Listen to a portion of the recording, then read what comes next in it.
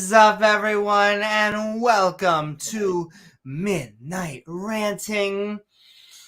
Do we need empirical evidence for God? Where, yes, tonight we are asking the question whether we need empirical evidence for a deity. So won't you join James W. and myself, Amy Newman, for a verifiably good time? Empirically good time. Here it is.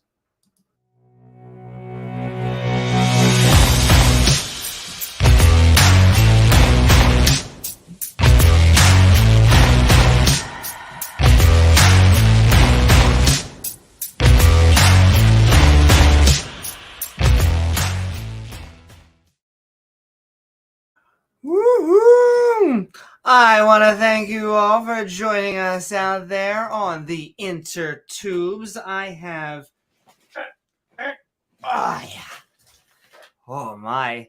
I don't know how they fit it all down there. I was stuck in there. I know. Well, sometimes you really got to reach down and pull it out. If you know what I mean. But yes, hello everyone out there on the interwebs. Please don't forget to like, follow, or subscribe. Woohoo! Because then you gain access to that bell icon, which when sent to all, will send you reminders to see our premieres and join our live streams. You got this notification. Ooh, that's right. What is up, chat? Dun, dun, dun. We are a skeptic channel, admittedly, including the two schmucks that you see hosting before you. However, after our housekeeping and opening statements, we will be opening up the floodgates, or rather, the open mic. So anyone can say what's on their mind about the topic. We'll also give everyone a chance to have their own opening and closing statements. Atheist or theist, liberal or conservative, come as you are. Just out of my sheets. I do laundry every other day. You're going to make this happen to me. That's fine. Fine. But yes, this housekeeping, a little bit of housekeeping, is sponsored by Sam Harris. No. It's sponsored by our Patreons over at patreon.com/Amy Newman, which Gavin helps Herliman. us. Gavin, how do you feel about this? Yeah, he's too busy to answer right now. Woo. But yes. But he's good at what he does. He is. And I will say, I find, him, myself, we are master debaters. We debate in the morning. We debate in the evening. And sometimes when we're feeling frisky, we debate in the shower. Oh, my. But yes, sending love also. A debate against the shower head. I lose that debate often. But also, sending love to us from the Atheist Roundtable Atheist Network Group, connecting all of the wonderful non-believers out there, because we kind of hashtag do it better, and you can find them at youtube.com/the Atheist Network Group. Woohoo! Tangang, yo. I have my hat on tonight, not in honor of Oz. That's right, and in honor of the fact that I just like the colors and dolphins in general. They are so intelligent, introspective creatures. They really are. They are. And it's NFL draft day too, so we got to be out there and support. Oh, you make me want to get my sports hat. Yeah, you should get the sports hat. Maybe when we crack open the open mic, I may have to get into that. We'll also see a short opening from the other side, but it's only a few minutes, so we'll really crack open the Hell's Gate. But also sending love to Ian Davenport as we level up in the non-believer community and away from creationist arguments like the Watchmaker. When no, it really does look like we came about by natural means. And so That heart look like rock to you, Amy? Hold on. It's just hard to tell the difference. Clearly. Especially if you're Pharaoh, let me tell you. Oh, well, oh my. Clearly, the rock was at one time a heart of an animal that God magically created and then fossilized. And can I ask, or maybe just say, why does every theist, creationist, whatever brand, they always seemed amazed? Do you believe there was a time where there was not life and then life? Do you believe there was a time where there was consciousness and then there was?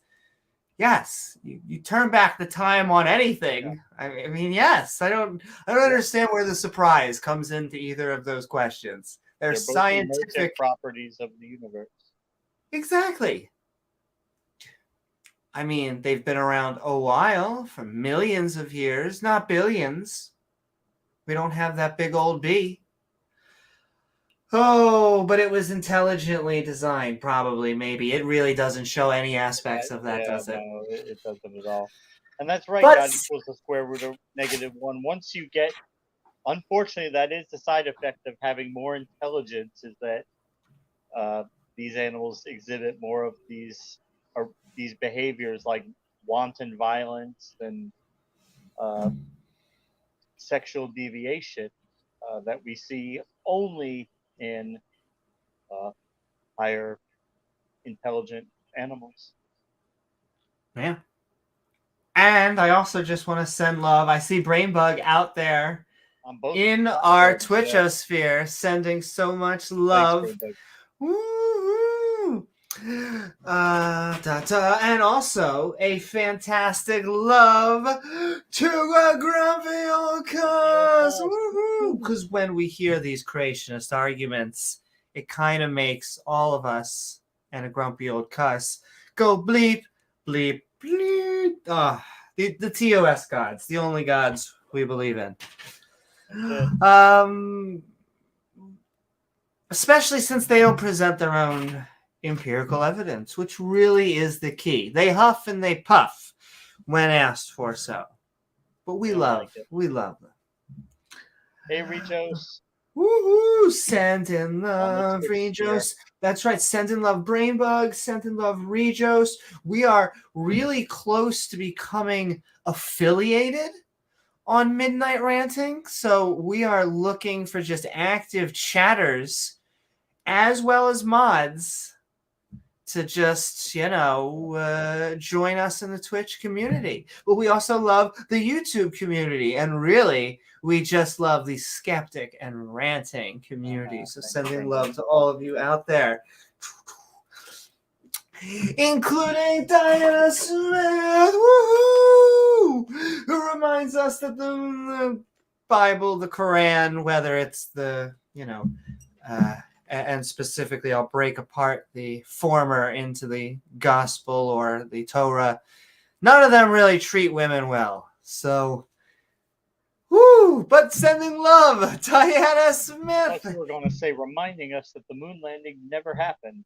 But my goddess. And they don't want to talk about miracles. That is what really inspired tonight's topic. Is I had a fantastically, it was a spicy conversation, but a good dialogue on EA Dawa's channel. I love going on apologist and Dawa channels. And James really was having a conversation about, what do you think is the main thing that is being missed here? And it seems to be this, I would say, almost attack on empiricism, specifically a gymnastics away from wanting to actually test things so that you can just stay in, the mind. You could just stay on paper, but you don't actually test anything. Hide out in philosophy and stay far, far away from the lab as far as possible. Don't want to be peer reviewed. Yeah. Because which is such a philosophy, weird anything thing. goes. Anything goes. It's like the wild, wild west of thought. Anything goes. And you can have valid and sound premises, but you got to feed true things into it. We got into a big argument into the contingency tonight, which Kylo or other gentlemen, they were not happy that I was not accepting premise 2 of the contingency argument. I said basically I don't know to premise 1, which Remind was us that of what the arguments were. every fact out there will have an explanation, Okay. which every known or unknown fact, which you could just say every fact We will don't one know day have an about the explanation. facts that we don't know. So, And I don't know. Yeah, exactly. And then premise 2 would be that there is a single fact that sums up all other facts, by which all other facts are contingent. And we could not agree, because I don't know how you would prove that. Sounds like a Once again, argument to me. and yes, and they would also have to provide some sort of methodology. Yes, you just got to assume it to kind of get to any higher level. But was very surprised that I did not accept premise 2, though I think within the non-believer, skeptic, atheist, agnostic community, that is non-controversial. That's part of the reason why. And this coming from somebody who was an atheist, you think he would have a little bit more insight in that, but that just goes to show what the religion does to your mind. I imagine convinced Kylo or other theists sometimes. I find that it's rarer, and yet we don't really like these type of arguments in our community. They fall off and flat. I mean, I will say, and the ranting is happening. You could tell it's already beginning, ladies and gentlemen. But I mean, and I'm pretty sure I'm going to make an emoji. I was going back and forth, and today confirmed it, but a look at the trees. And they scuffed at me when I laughed. I couldn't help it. It was really like, look at the trees. Come on. Yeah. And I understand beauty. It is an argument from beauty. And I understand that there's probably ways to make it look more sophisticated and dress it up. But I think. Look at the trees. Yeah. Thumbs it up. Look at the trees. Aren't they beautiful? Yes, they're beautiful. There's probably evolutionary reasons to why we think that healthy trees we want to gravitate towards. They make us oxygen. It's fantastic. Even though that oxygen once killed everything, but now we are what's left, and we love trees. They're a source of shelter and potential food source. Absolutely. And they're non-threatening to us. Right. That's just a fantastic thing for the most use part. their bodies to build things, and in the religious sense, use my body. Take their brains to make a club and go club somebody to death with. In the religious sense. My Lord. Well, and I also think, and we'll, just us finding fire and all of that is the religious mythos. We were going hard into what is the difference between mythology and not. And so I think it's pretty obvious whether you are talking to ants or raising Jesus from the dead or separating a river. Whatever you want to call it. The Red Sea. Yeah, I don't know what to say, but these are not claims you can verify. And funny enough, happened many, many years ago. No, and the coupons don't work anymore. Just invalid coupons for any more miracles. That's a shame. God just decided he's not going to do those anymore. He did them all the time back then, but he just decided he's not going to do those anymore because that's just what he decided. You have to accept that on faith. Yeah, he ran out of all those miracles. I don't know what to say. Now we have divine hiddenness. So now he likes to play hide and seek. Exactly. In all of the gaps, specifically in science, to just go back to empirical. The gaps in our knowledge, yeah. But sending love to Diana Smith and sending love to Pat Lowinger. Pat Lowinger, who has done so many fantastic episodes of Talk Skeptic to me. And you should also be checking his content out at youtube.com/the_biddy. youtube.com/biddybuddha_. I think I put the wrong Slavis on the wrong Slavel there. But yes, so you should learn some shit, and they are just a fantastic bunch. And yeah, I just did a episode on there, which was woo! We talked about an important conversation about pronouns. And so go check out that and just really check out all of their content and anything Tangang. Hold on. What? Oh, water. Focus. Focus. Sorry. Sensei love, and also to Dale Pastel. Oh, James is funny. Every once in a while, or really, you see each podcast which item gets highlighted. What are we looking for, James? Evidence. Empirical evidence. A little bit. Would be the best.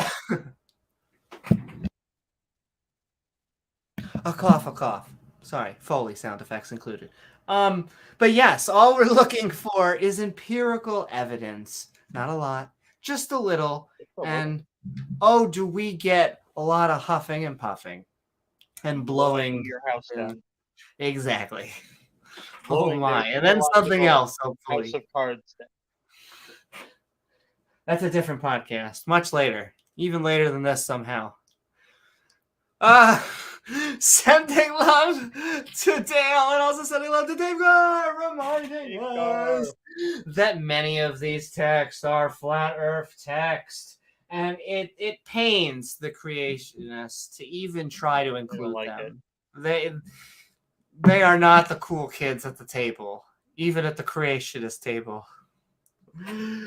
Although they do overlap, the flirts and the YEC. I have yet to find anyone. I found an atheist on Brett Keen's channel, Adam,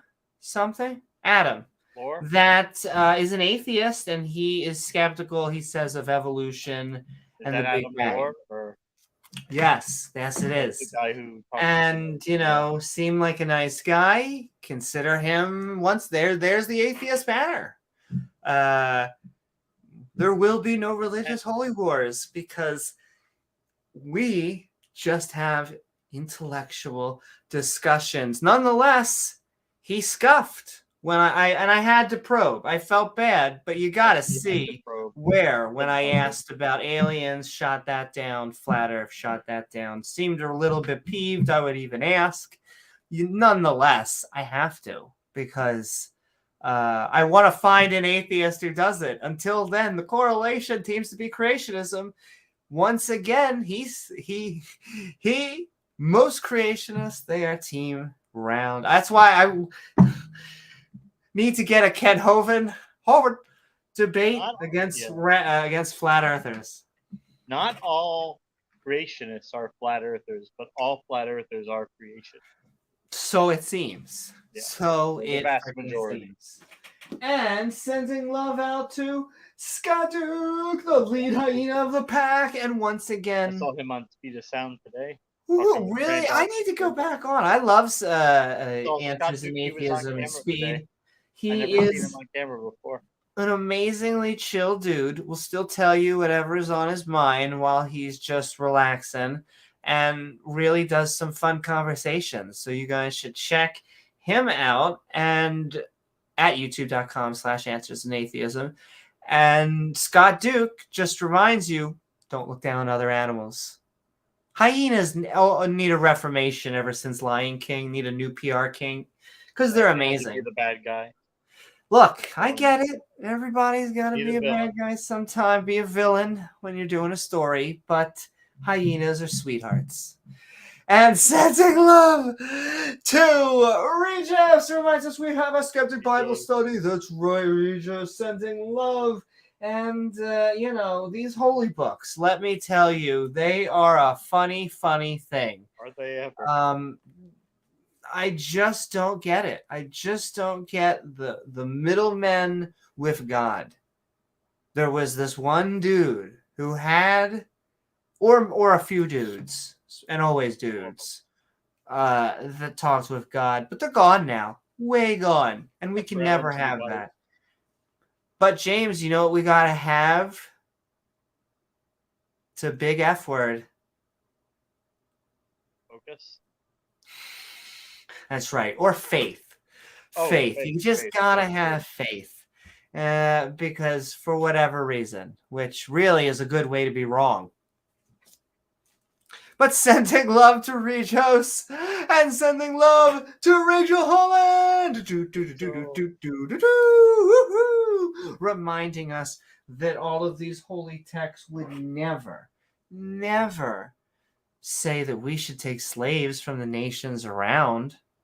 That'd be evil. Demonstrably evil, right? A little bit of poka. No. No, he would never do that. But sending love, Rachel, and sending love to Senator Cato. Boom, boom, boom, boom. Reminding us that we kind of value the separation of church and state as a theme of this channel. We do, because without it, it wouldn't be your religious denomination in charge. Take our founders' words for it, as well as the rest of the countries that have secular systems. You mean don't make us a Christian version of Saudi Arabia? Yes, exactly. Okay. There you go. That would probably it pains me. I know we're allies because of oil, but it doesn't seem just the rights on LGBT.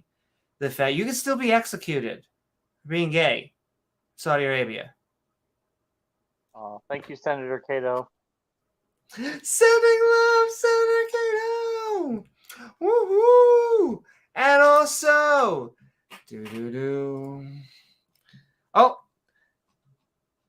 I'm trying to think if playing now. It's not even loading. Here we go. Ha ha ha ha! A super sticker from Senator Cato. And it's a cute. Is that? I think it's a puppy. It's going like woo doo doo doo. Sending so much love, Senator Cato. Holy, or should I just say moly? We have saying thank you from Senator Cato. Doon doon doon doon doon. And we're sending that thank you and love really right back, because we use all that to make even more awesome and fun content, including sending love to Senator Cato and also the queen of production, sending love to #TangGangYo Jenna. Woo-hoo! Who had produced the fantastic kind of marathon episode that got us to 1K. Sending love to all of you Tang Gang out there and just her fabulous self in general. Thank you so much, Jenna. YouTube.com/The Atheist Network Group. And last, but certainly not least, sending love to James Wall. Thank you. Boom, boom, boom, boom, boom, boom. The other part, you can almost see the boot prints of the astronauts on there. Well, and that's another thing I got asked on that. It's, how do you know that we went to the moon? You're just accepting someone else's testimony. Well, no, actually, you can see footprints on the moon. You can see objects that have been left there. You can shoot a laser beam. Exactly. There are multiple ways.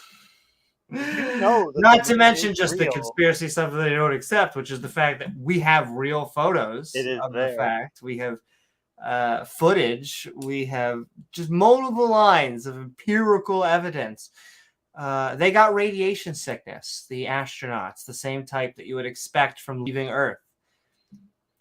I Just mean, you all can of think these. about the scale, like how much they would have had to fake all those landings. It's incredulous that they could actually pull something like that off.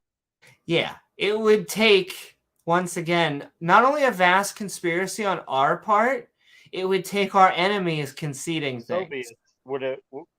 They never came out. They would have known. They would have seen that rocket on their radars. They would have known if we didn't really go to the moon. That's right. CGI And sending love, everyone out there. In fact, sending love to all of our Patreons, all of our mods, the people in chat, and of course, viewers like you. During the show, feel free to tag James W. and myself in chat at Amy Newman. And before a short opening of the opposition view, we will be opening the open mic. And so, before we do such, I'm going to say jazz hands while I take a drink of sugar salty water.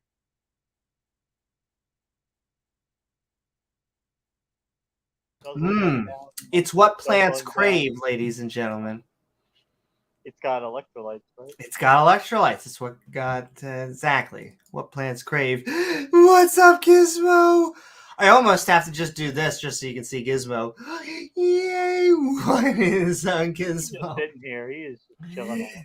It's right. Well, he already did all the hard work, so now he can just kind of relax.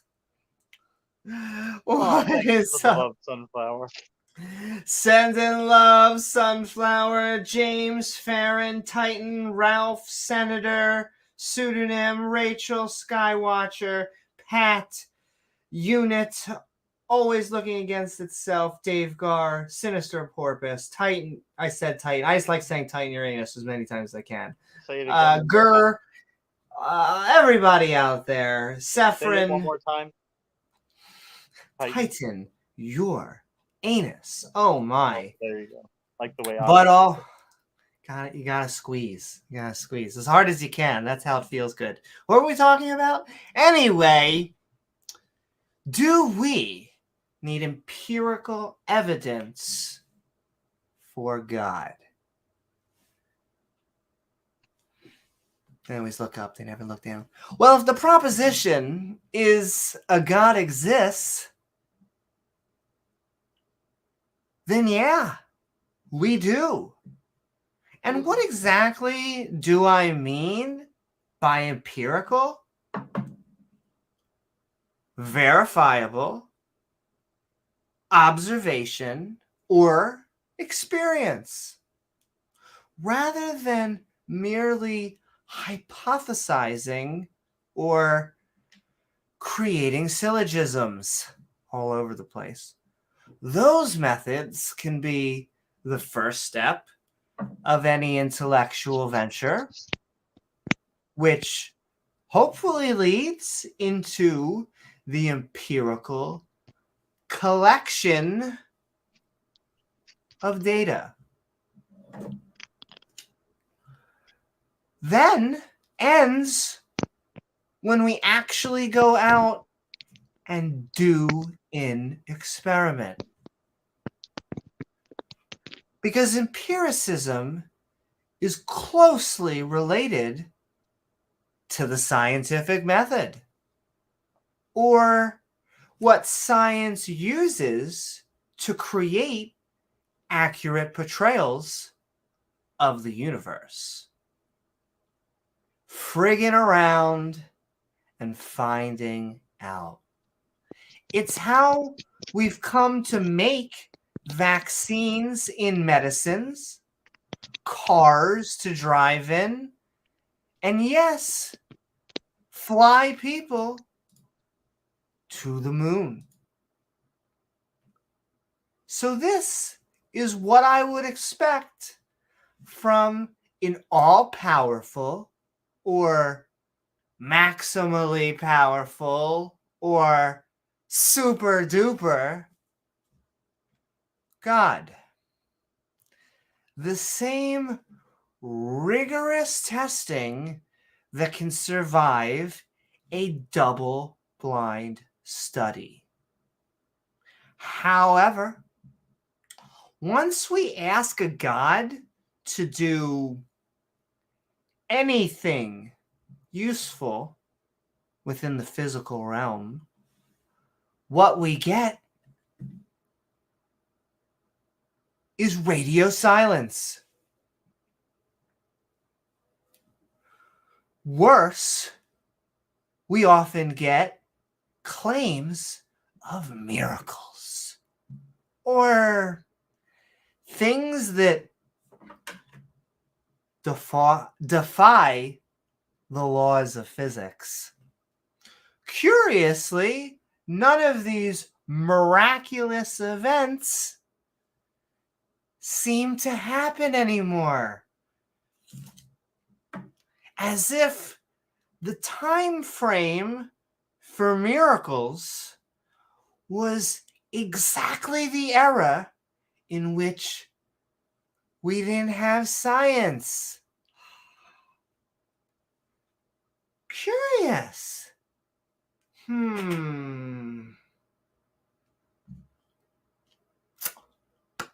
So, when I hear the question, do we need empirical evidence for God?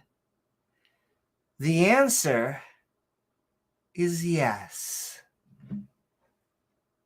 And do we currently have empirical evidence for a God?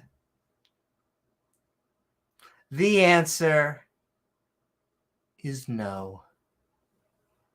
Thank you. And all right, with that, what is up, James? And I don't know, are you looking to have a verifiably good time tonight? Some of our theists in the room, Wait. so that it. Hold on one second. I'm going to go. James, are you looking to have a verifiably good time tonight? I see your opening kind of triggered some of the theists that we have out there in chat, but that's kind of what we're kind of used to that, so that's fine. But it's an open mic, so they'll be able to come in and speak their piece on it in relatively short order. But yeah, only in the realm of philosophy would something like empiricism and rationalism be diametrically opposed. But I think they're both really very useful and very valid in their own rights. I think that we can use logic and reason to come up with and deduce a lot of things about the universe, and that almost always lines up with experimentation in the empirical sense. And as Amy pointed out, what we're it's not that we're told that God, the Abrahamic God, has never interacted with the universe in a detectable empirical way. No, we're told that he used to do it all the time. But he just decided he's not going to do that anymore. He's going to hide himself now. And now we have divine hiddenness, and you have to believe that on faith. And if you don't like it, oh well, he's God. What are you going to do about it? He just decides he wants to hide himself. He's going to hide himself, and that's all there is to it. I guess if you're absolutely desperate to believe something, maybe that sounds appealing to you. But if you're trying in any way to be objective, if you're trying to figure out what the actual truth is, that's not a very reasonable position to hold. But be that as it may, I think that we're always open to, and I think one of the reasons we do these podcasts and streams is to have people bring us their evidence, come and tell us why you believe and why you think we should believe. We're open to looking at different types of evidence. We're open to looking at different methodologies that you use to examine evidence. It's just at the end of the day, your personal experiences or personal revelations are not going to be as convincing to anybody else who doesn't share them. Something may be profoundly meaningful to you and not be meaningful at all to somebody else. And that's why empirical evidence is the gold standard. It's objective. Everybody can look at it, we can watch it, We can see it. We know we can figure out how it works, and we can verify it. Other forms of evidence, though, don't share those qualities. And as soon as faith creeps in, you've left the realm of science and you've gone into the realm of philosophy and theology, which is why theists tend to like the realm of theology, or well, of course they like theology, but they like the realm of philosophy because philosophers today are still talking about the same things philosophers were talking about 2,000 years ago. It doesn't really progress. It's all conjecture. It can be whatever. There's nothing concrete to tie it to. It's just what people think at any given time.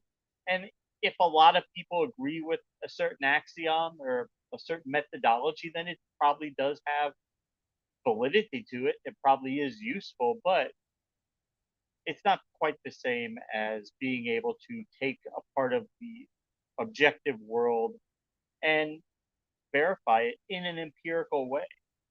We don't get that anywhere near that degree of certainty and information when you just deal in the realm of philosophy. So, as helpful as it may be to some people, the Christians, they like to hide out in that realm because we can use science and we can disprove God scientifically. We can look at the Bible, we can test its claims, we can say, okay, it got these claims wrong, but you can't philosophically prove there is no God. But you can't philosophically prove that there is. So at the end of the day, why do you want to believe something just because you want to believe it? I don't know. Anyway, we'll take a look at a video that I think that will encapsulate the other side of this, and really it'll just kind of crystallize these points before we move into the open discussion. Woohoo! Thank you so very much, James. And all right. Thank you, Sunflower, for the support. We love you. That's right. Send in kisses out there. We are going to cue up the other side. Measure faith empirically, like a lot of faith. A lot of faith. You need a super amount of faith. How much is super? 2 scoops.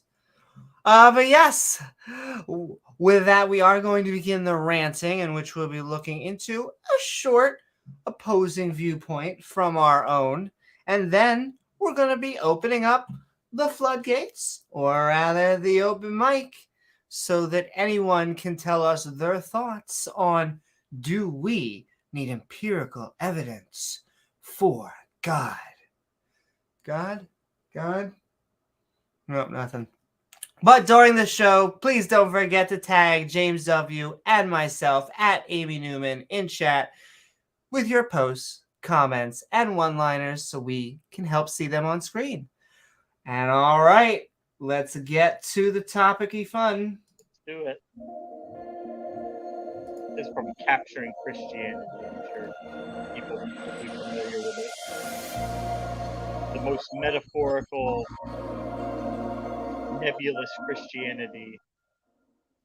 For me, when I think about a philosophical argument, at least when I try to talk with an atheist or a skeptic about some kind of like philosophical argument, I get one of the objections that I hear. Like, even he can't do it. He's like a philosophical argument. Yeah.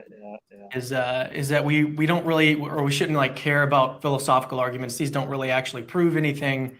What we really want is empirical evidence. Them.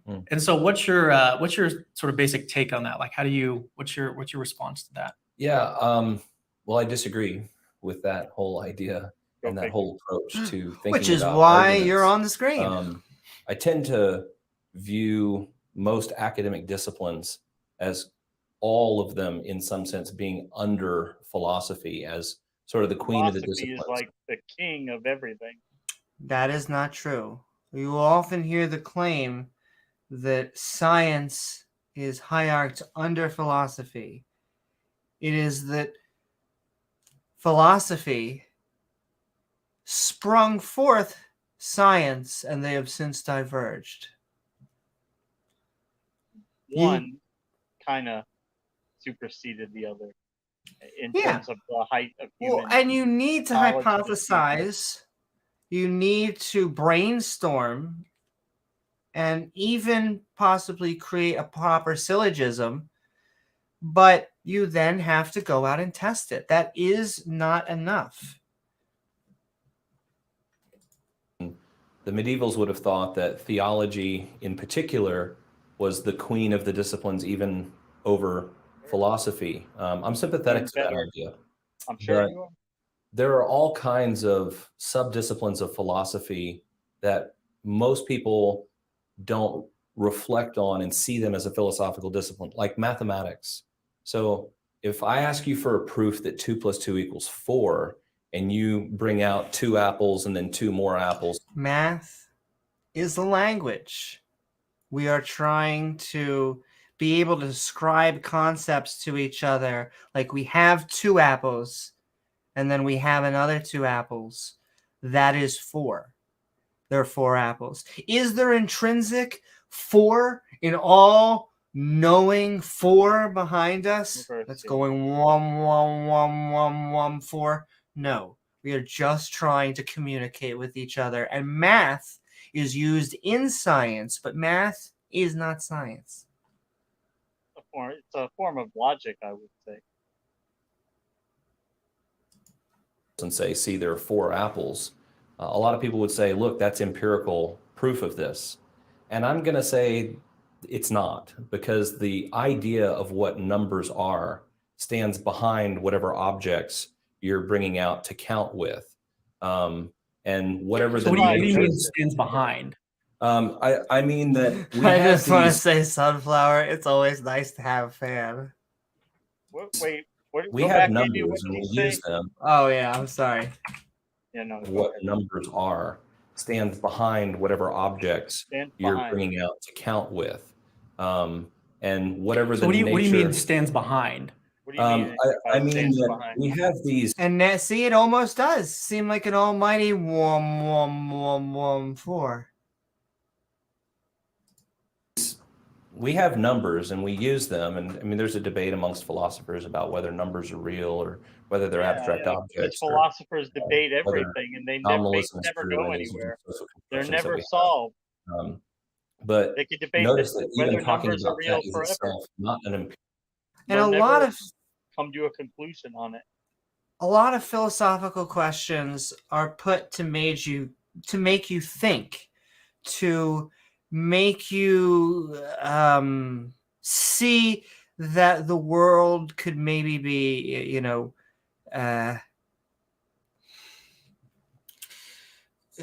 like the laws of logic, make you understand certain things that make the world rational, like A = A. But that doesn't mean that you can then philosophically bring your God into existence. Well, These like are 2 take separate something things. that is so derided and so despised by most philosophers, and that's the dreaded S word, the solipsism, which almost everybody derides but yet it still pokes its head up every so often out of nowhere. We can't put it to rest because you can't. James, how do you know we're not brains in vats? Right. You can't know for sure. So as derided and as much as it annoys the hell out of a lot of people, it still just keeps poking its head up every so often, and I imagine it will for till the end of time. Continue. Empirical discussion, but it is a philosophical discussion. So when people just say, look, I can prove to you that 2 + 2 = 4 using this empirical method of counting apples, they're presupposing a lot of philosophy that has already taken place in the background that they're just either unaware of. We are actually utilizing a lot of science that has been developed within the past 100, 200 or so years We are also maybe using some philosophical concepts, the concept of atoms, the concept that the world was round. These were known, but actually verified fairly recently. Woohoo! What's up, Dale? Sending love out there. We're already almost done through the opposing view. And so in a second, we're going to be sending the link into chat so that people can join us for the open mic. Just wanted to play a flat line in case no one from the opposing view actually joins us tonight, which we actually prefer. That you join from the opposing view, not that you stay away. Come on. It's not on my sheets. Ooh. Or they're not critically reflective of it. And I don't mean to say that in any negative way, that people who are doing this are ignorant or foolish. That's not my contention. Rather, I just want to point out that there are all kinds of things about... And we don't think theists are stupid. We don't think that you're suffering from anything or look down on you. We just think you're wrong about one very specific thing. Methodology is not good that you're using to come up with this God hypothesis, and he doesn't pan out. Life that we don't have the ability to get empirical evidence about those things. I don't think it means that we shouldn't really care about those things. The idea that we should only value things that we can get empirical evidence for is a philosophical claim. It's not something that can be defended empirically. There's things that you would expect. Are you familiar with scientism? Evidence for. There's things that you know right off the bat you're not going to be able to get empirical evidence for. And like I said, the claim is not that God is incapable or never manifests in the physical world. That's not what they're saying. The claim is that he used to do it all the time. In fact, it was almost a daily occurrence. And now he just decided he's going to hide himself. And he's not just like, nah. And that's the claim, is that he could interact in the world physically in a detectable way. He just chooses not to.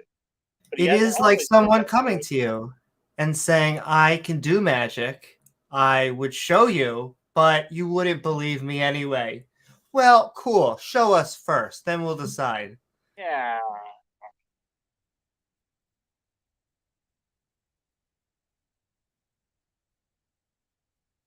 Yes. Yeah, so I think that there's something in the neighborhood of scientism that's at work here, that people think the only things that we should believe are things that can be scientifically proven. Isms. But the claim that you should only believe things which can be scientifically proven, that claim itself cannot be scientifically proven. So there's a kind of... Also, and I got into the discussion today, science verifies itself consistently over and over and over, day in, day out. That is why vaccines work. It is why your car drives. It is why equipment was able to land us on the moon. That is why empirical data works. He's kind of using the trick that the old Eric Hovind, Ray Comfort trick, where they say, got like, stuck in my throat. Like, oh, do you have it? You have absolute? Say me, what are you absolutely certain of, beyond any shred of a doubt? And then you most of the time say, and I don't have any absolutes that I believe without any shred of doubt, or that could ever be disproven. And then, oh, well, so you don't have any absolutes. So you're absolutely sure about that? Yeah. And when I say 99.9% certain, they don't like that. They need this like pure. To them, I actually find that much more humbling to understand and have a little bit of doubt than to say I'm 100% sure. This absolute truth. And it kept on going to this contingent. There is this fact, which is contingent upon all other facts. I don't know. And like we say, for something like for the Earth to be flat, that would have to there are so many things that we know and assume that would have to be wrong to make that happen that the odds of that are almost inconceivable. But even I wouldn't put it at 100%. Inconceivable. I wouldn't put it at 100% certainty. I would put that at like 99 and like 57 nines. But you have to leave that possibility open. I'm not 100% sure there's no God. I'm willing to leave. I mean, I'm pretty sure there isn't. I have no good evidence to believe that there is one, but I'm not saying definitively. I know for a fact there is not one somewhere, somehow that I haven't ran into yet. That's possible. I do admit that. I think you would be in the same boat. We're No, I'm like almost as hard atheists. Like, 90 to 99% sure that the majority of gods that have been described to me do not exist. But that position could be weakened by people providing credible evidence. That just doesn't seem to happen. probably goes a lot into like the definition of a god because it's so vague and nebulous that, define it. Could there be somewhere in the multiverse something that would resemble what somebody might call a god, be it a highly evolved being? Sure, that's possible. Can't say that there isn't. He's Don't have hiding. any evidence to believe that there is. Yeah. I also just find it insulting. Don't call him maximally powerful. He's not maximally powerful.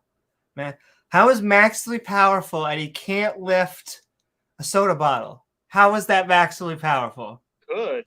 He just doesn't want to. He's playing hard to get. He doesn't want to give you empirical knowledge that he's real, so that way he can surprise you after you're dead, like, haha, I was real all along. Well, that was the other thing. They're like, it's not a test if you can just, if he's just going to show up and be like, hey, I exist. I'm like, yeah, cool. Actually, you still don't have to believe even if he shows up. I think if he shows up and you don't believe at that point and it's verifiable, then it's irrational because it's verifiable and we would be forced to have to deal with it. But it never happens. God walks up to you and you find out it was Willie Nelson this whole time. Like, it was you this whole time? He's like, yeah, it was me. It's me the whole time. Like I said, if I died and God was like, stone gaze, what? They had it wrong the entire time. It was get gay stoned. Oh, this is why you don't try and scribe things, why you don't have translators. I'm so sorry. Then we would have a very different conversation. So, an all-knowing God could have known that was going to happen and should have taken steps to avoid his words being twisted like that. Twisted. Yeah, that was what I was told about the Torah. They said that it was corrupted. But I have another word for the Torah. Didn't happen. But Satan Lavian, woohoo! Doom, doom, doo, doo, doo. Yes. For a work of and then the Tanka is just a bunch of rabbis arguing. I do believe that exists. Congratulations. Yeah. Or the Talmud. Yeah.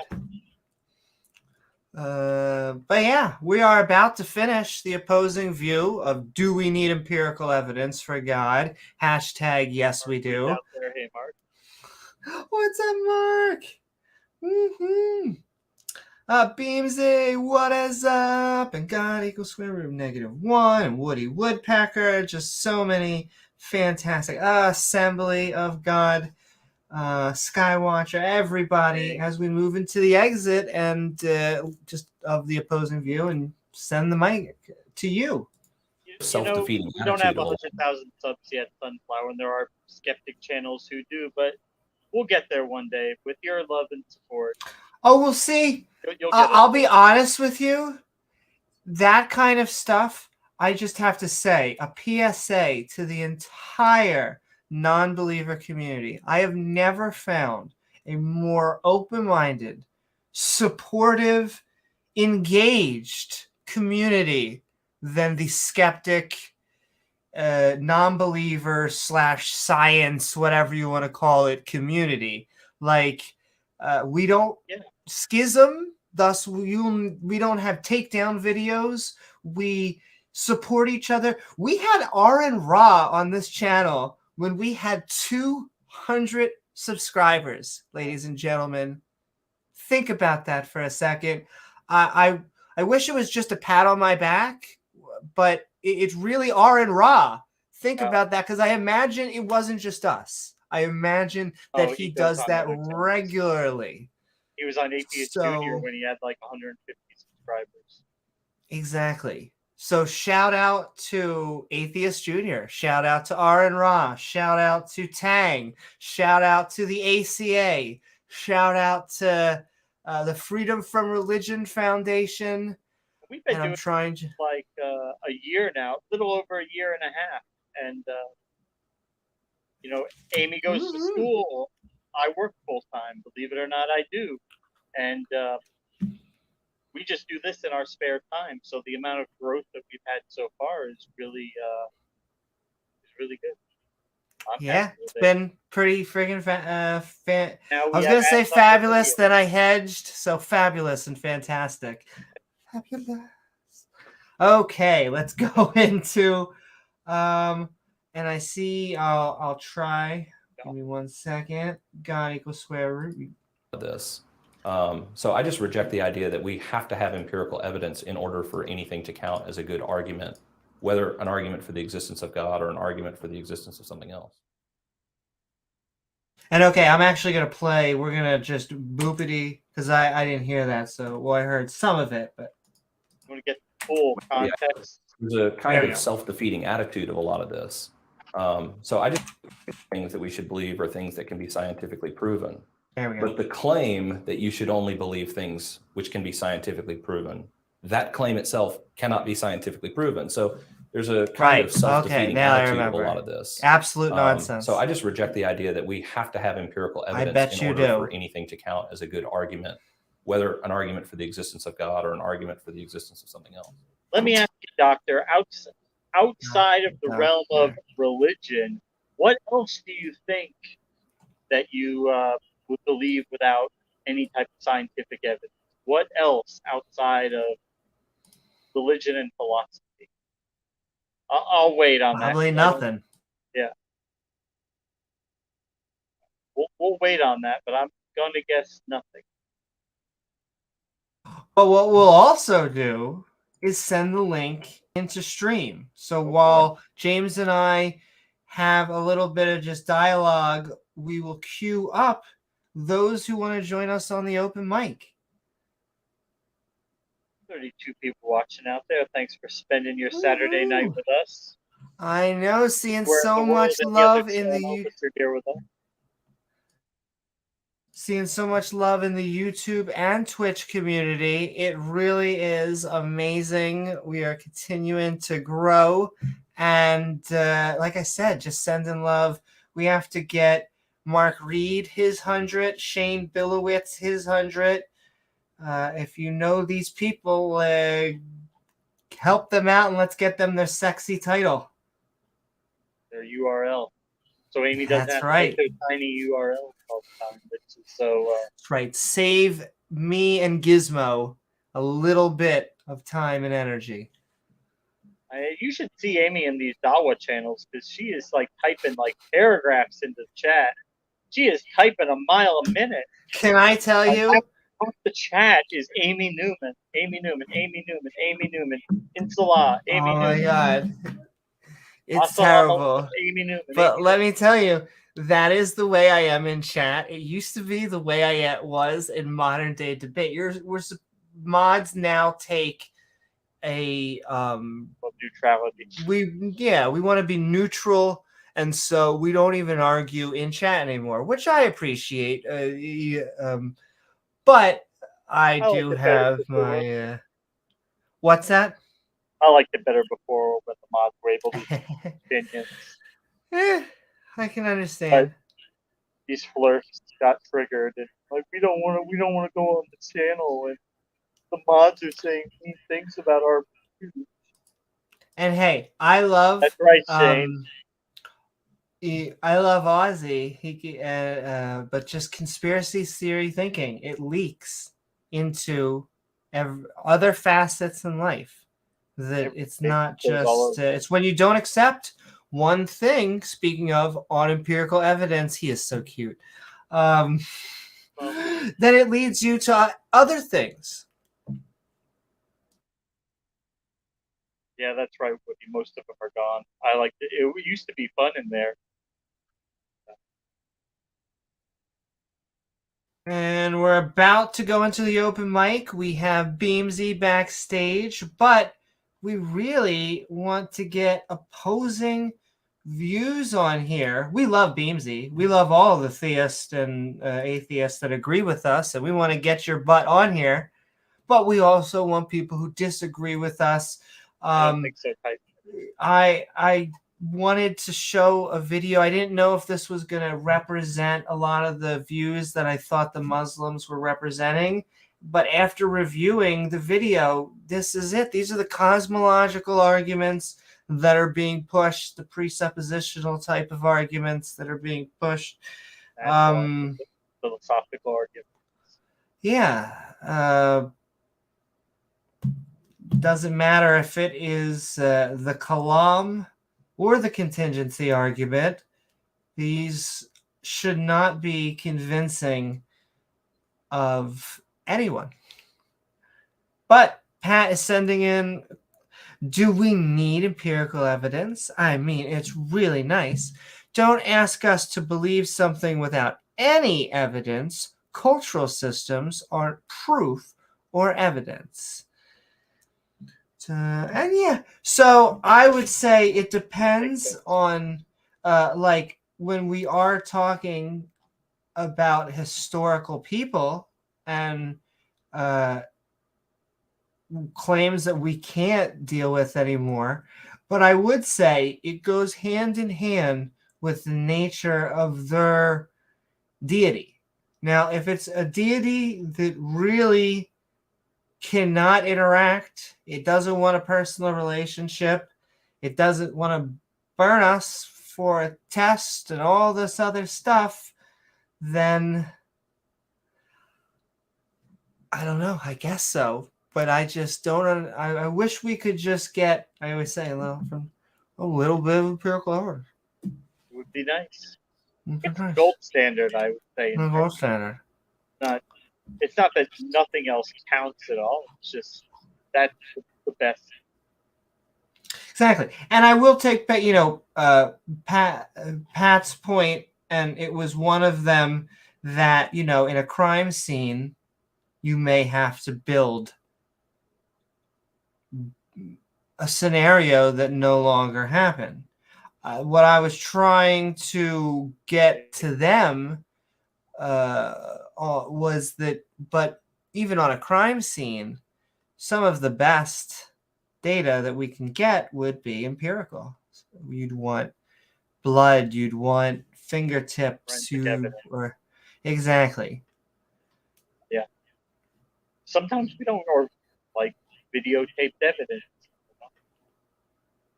Yeah. Sometimes we don't have that, and those cases are much harder to prove in court. A lot of times, people who are obviously guilty end up getting off because they didn't have that empirical evidence. What's up, Bubblegum Gun? There's really nothing insulting in that phrase. Like, I don't want to be political, but I view liberal in a moderate sense, and so I'm okay with that label because I'm not a leftist or a rightist. I am, but I would take liberal because freedom is my guiding light. I don't know, so we're like the least political of them. So yeah, and well, not only that, but we are, I would say, we don't cancel nobody. We don't. We are politically as incorrect as we can be. We think, and I generally actually say so because I think when you attack people, you are just showing that you don't have an argument. And so when you drop any sort of sophisticated language, they're just telling us who we are. We want to know who you are, who anyone is. And so it's just a fast track to know if someone is an a-hole or not. But the other thing is we are atheists, that's true. And then apologetics show. The funny thing is, I think James and I would both view ourselves as counter apologists. I would almost say we are the competition. So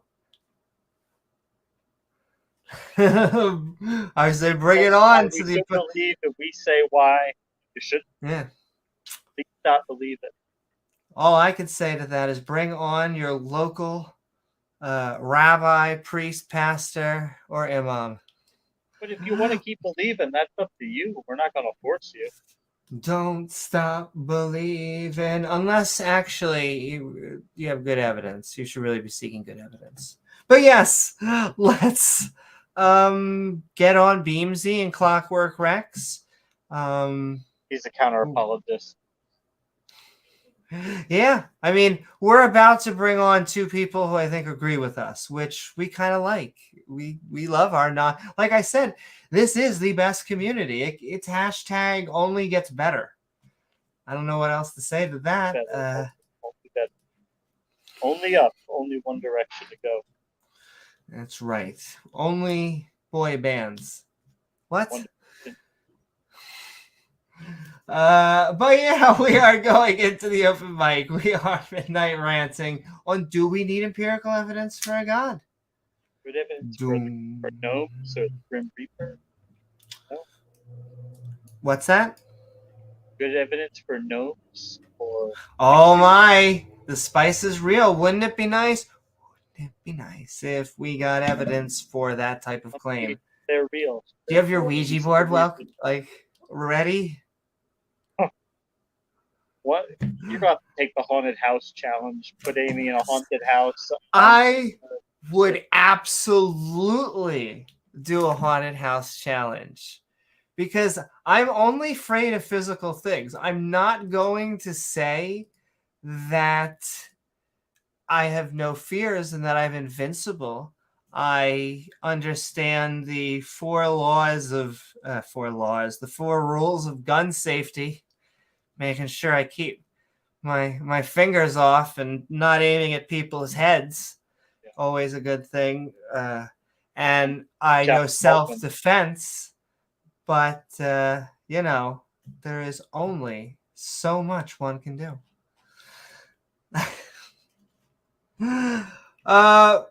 Yeah, sending love out there. And we are going on to, see, the spice is real. We got 3 people behind stage. We are Midnight Ranting. Do we need empirical evidence for God?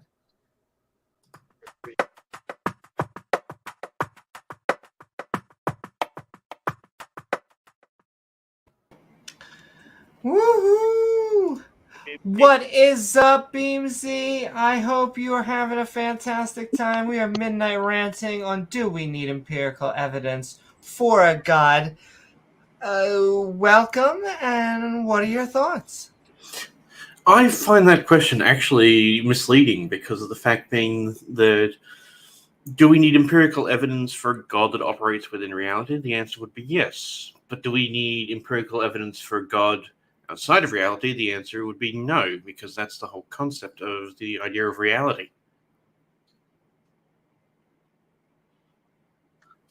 I could almost see that point if I didn't think that there would still be, I don't really understand the super part, because to me, even if there was something outside, like a multiverse, eventually there may be a test or maybe some way of knowing.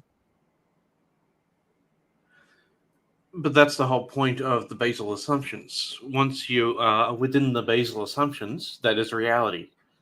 Outside of the basal assumptions is outside of reality, and therefore the aspect of evidence does not work. Because outside of the basal assumptions, one of the things that can be true is we were all created yesterday with all our memories intact and everything the way that we foresee it now. Sure. We But were that is- just created last Thursday.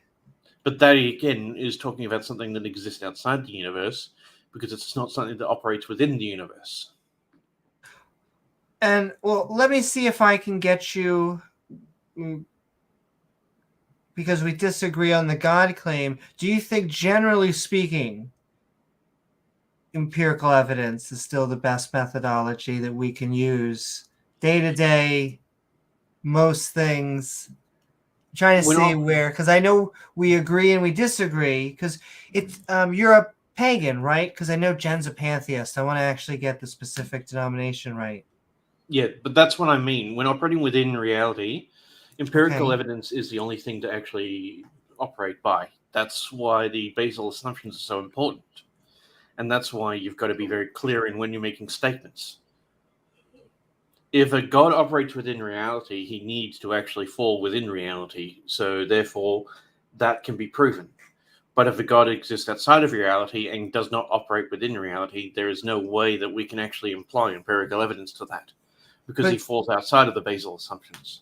And my difference here would be, you believe in a god which does not interact in the physical realm. The way that I understand most theological positions in like the Abrahamic, it is a god that not only transcends but has dipped their hands down in the physical realm and has done lots of physical things, at least in the past. That sort of god would have to have evidence, because of the fact being that if something dips its hand in reality, it would leave marks. Okay, we're getting closer to ground. I think we agree on. No, Beamsy's just saying if his hypothetical god is outside of reality, there's no way to prove or disprove it. It's just the labeling of the title is a bit of a misnomer. If you would label it as something is, do we need evidence for God that operates within reality? The answer would be yes. I would just say that's assumed, but again, you should never assume conclusions, because that just leaves everything up into but it would be assumed from the title that would be it. But I guess we could be. I also think that's where empirical data kind of lands, is in things that exist in reality. Yes, but empirical data is only an aspect of within reality, like I said. But when you mention a god, then you're starting to open up the bag of worms of which god are you referring to, and how do you quantify the aspect of God. And that's where the title becomes a misnomer and no longer something that can be assumed clearly. So I feel like we could actually continue to go down this, but we're not doing it's a bit of a rabbit hole. No, it's not. And it sounds fantastic. I want to continue, but this isn't a call-in show. This is actually, we're going to have open conversation with everybody. So I just welcome aboard, Beamsy, and stick around. We'll get everybody in and start having fun. Yep. Thanks, Tom. Woo-hoo. Thank you so much, Beamsy. Also check out his channel on Movin. We'll let people solve that riddle. Clockwork Rex, what is up? I hope you are doing well. I saw, if I believe, that it's your birthday. It's your dad, someone's birthday. It's my dad's birthday. Yeah, happy birthday! Oh, well, he died still like 5 years ago. Yeah, he would have been 77. So, but thank you for watching the stream. I appreciate that. Absolutely, that's right. Go like and subscribe to Clockwork Rex. But welcome, Clockwork Rex, and we are Midnight Ranting on Do We Need Empirical Evidence for God? What are your thoughts? Probably. I mean, if my dad showed up tonight and like scared the fuck out of me, because he liked doing that. He did like doing that. He would jump around the corner and scare the crap out of you. And if he did that to me tonight, yeah, okay, maybe. Maybe there's an afterlife. It would be pretty good evidence in that direction if you're dead. Dad. Yeah. I feel like yeah. But I mean, I've got a candle lit, and I think about him every day. But I mean, today Absolutely. is his day. So And I think it is one of the great things I love about our species and a few others is that we actually mourn and remember the dead. oh yeah, elephants do that. Exactly. I watched They a get- whole documentary about it. Yeah. Yeah, we're But- not the only ones. We're just probably the most notable. Well, yeah, we're so biased to ourselves, and I don't want to minimize how cool we are, because we are freaking cool. We do all this amazing stuff. It's just there are lots of other animals that also, But do um, cool things. ravens are extremely smart. Like you were saying, elephants are highly intelligent. Squid are intelligent. Haitians, octopus, yeah. Oh, a crow will remember you, and if you're nice to a crow, it will be nice to you. If you're mean to a crow, it will jump in They're your very shit. intelligent animals. Yeah. But all right, Clockwork Rex, stick around for the open conversation. We're just going to get everybody in. Oh, sure.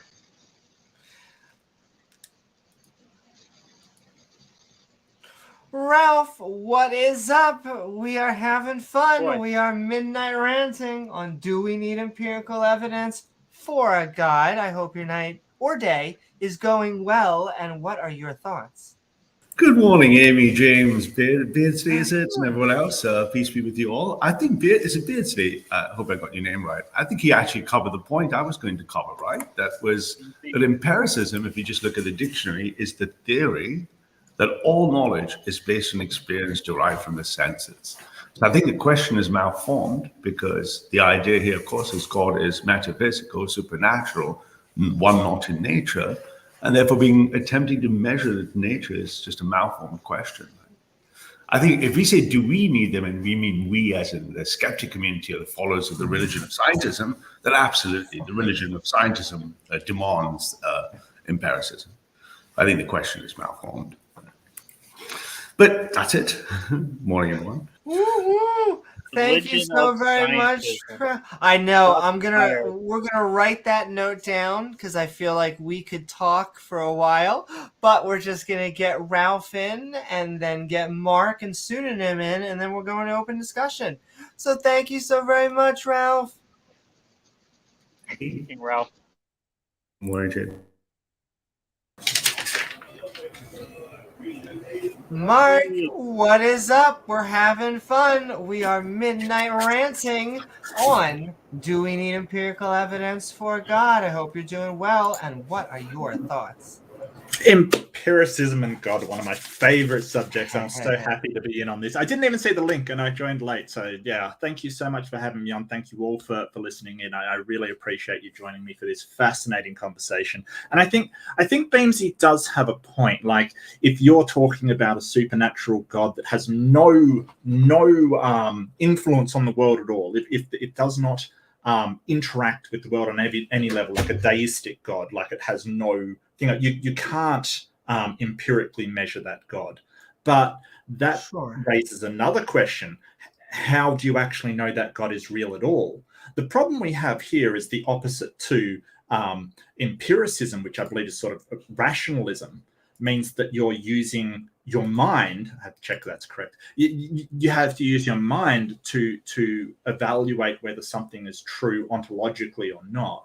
And the problem there is no way to interact with any known reality.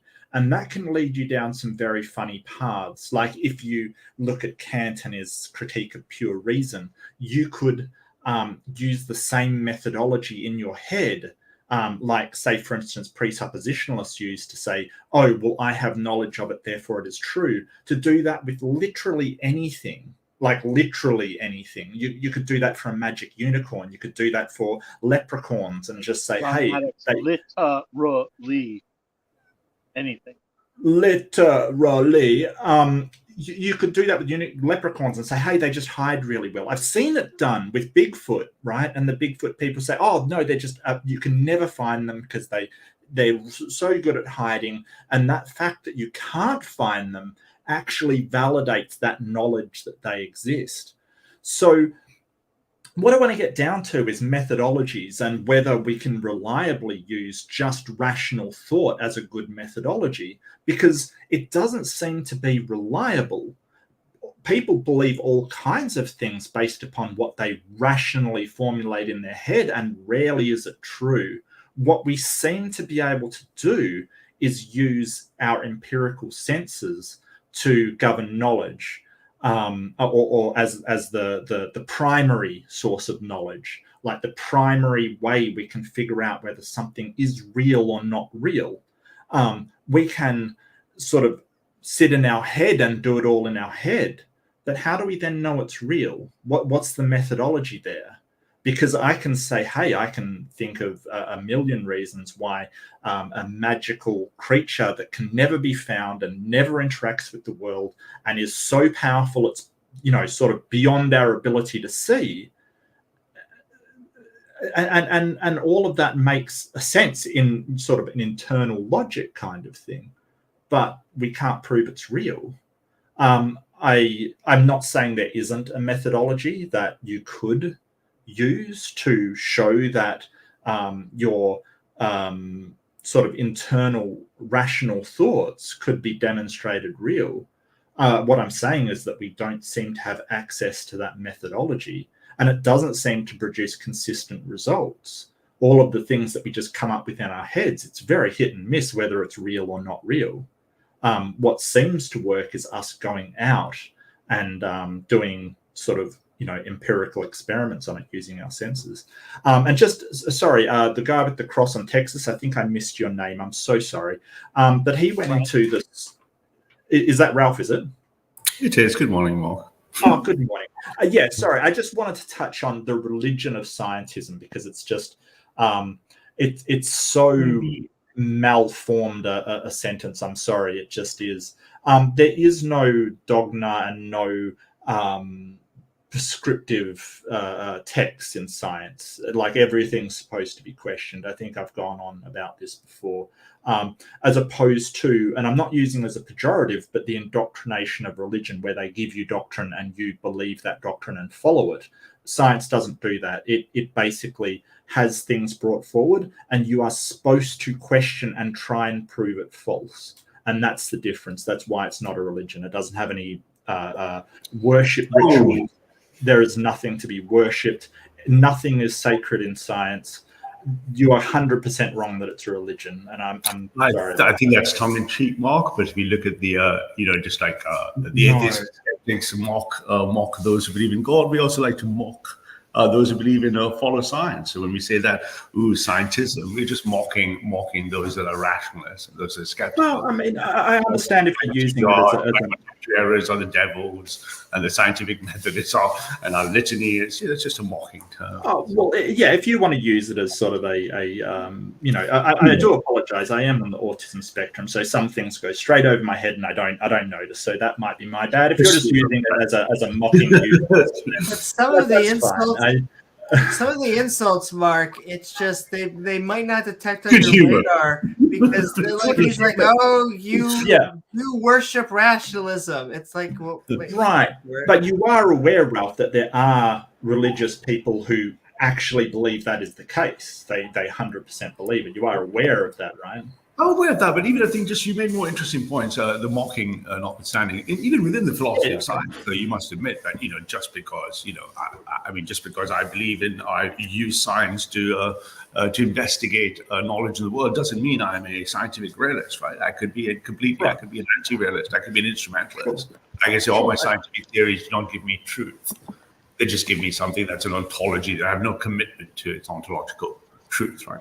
And that's a completely legitimate scientific system. If it didn't give you some form of valid outcome, then why would you use it at all? Why not use some other form of methodology to find out what is true? No, because science is couched within the philosophy of science, right? So I can be a social constructivist, I can be epistemologically anarchistic, I can just be Well, instrumentalist and be a I'm first class. talking about specifically methodological naturalism here, the scientific methodologies that you use when you are doing science. Oh, absolutely. But my point is, if I take just physics as an example, I could be completely committed to scientific realism, and as soon as I work out the Newtonian mechanics is wrong or the atomists are wrong, I just throw up my ontology. Right? I go through some sort of Kuhnian revolution. I'm still a scientist. I'm still doing methodological naturalism, but I'm not getting any insights into truth.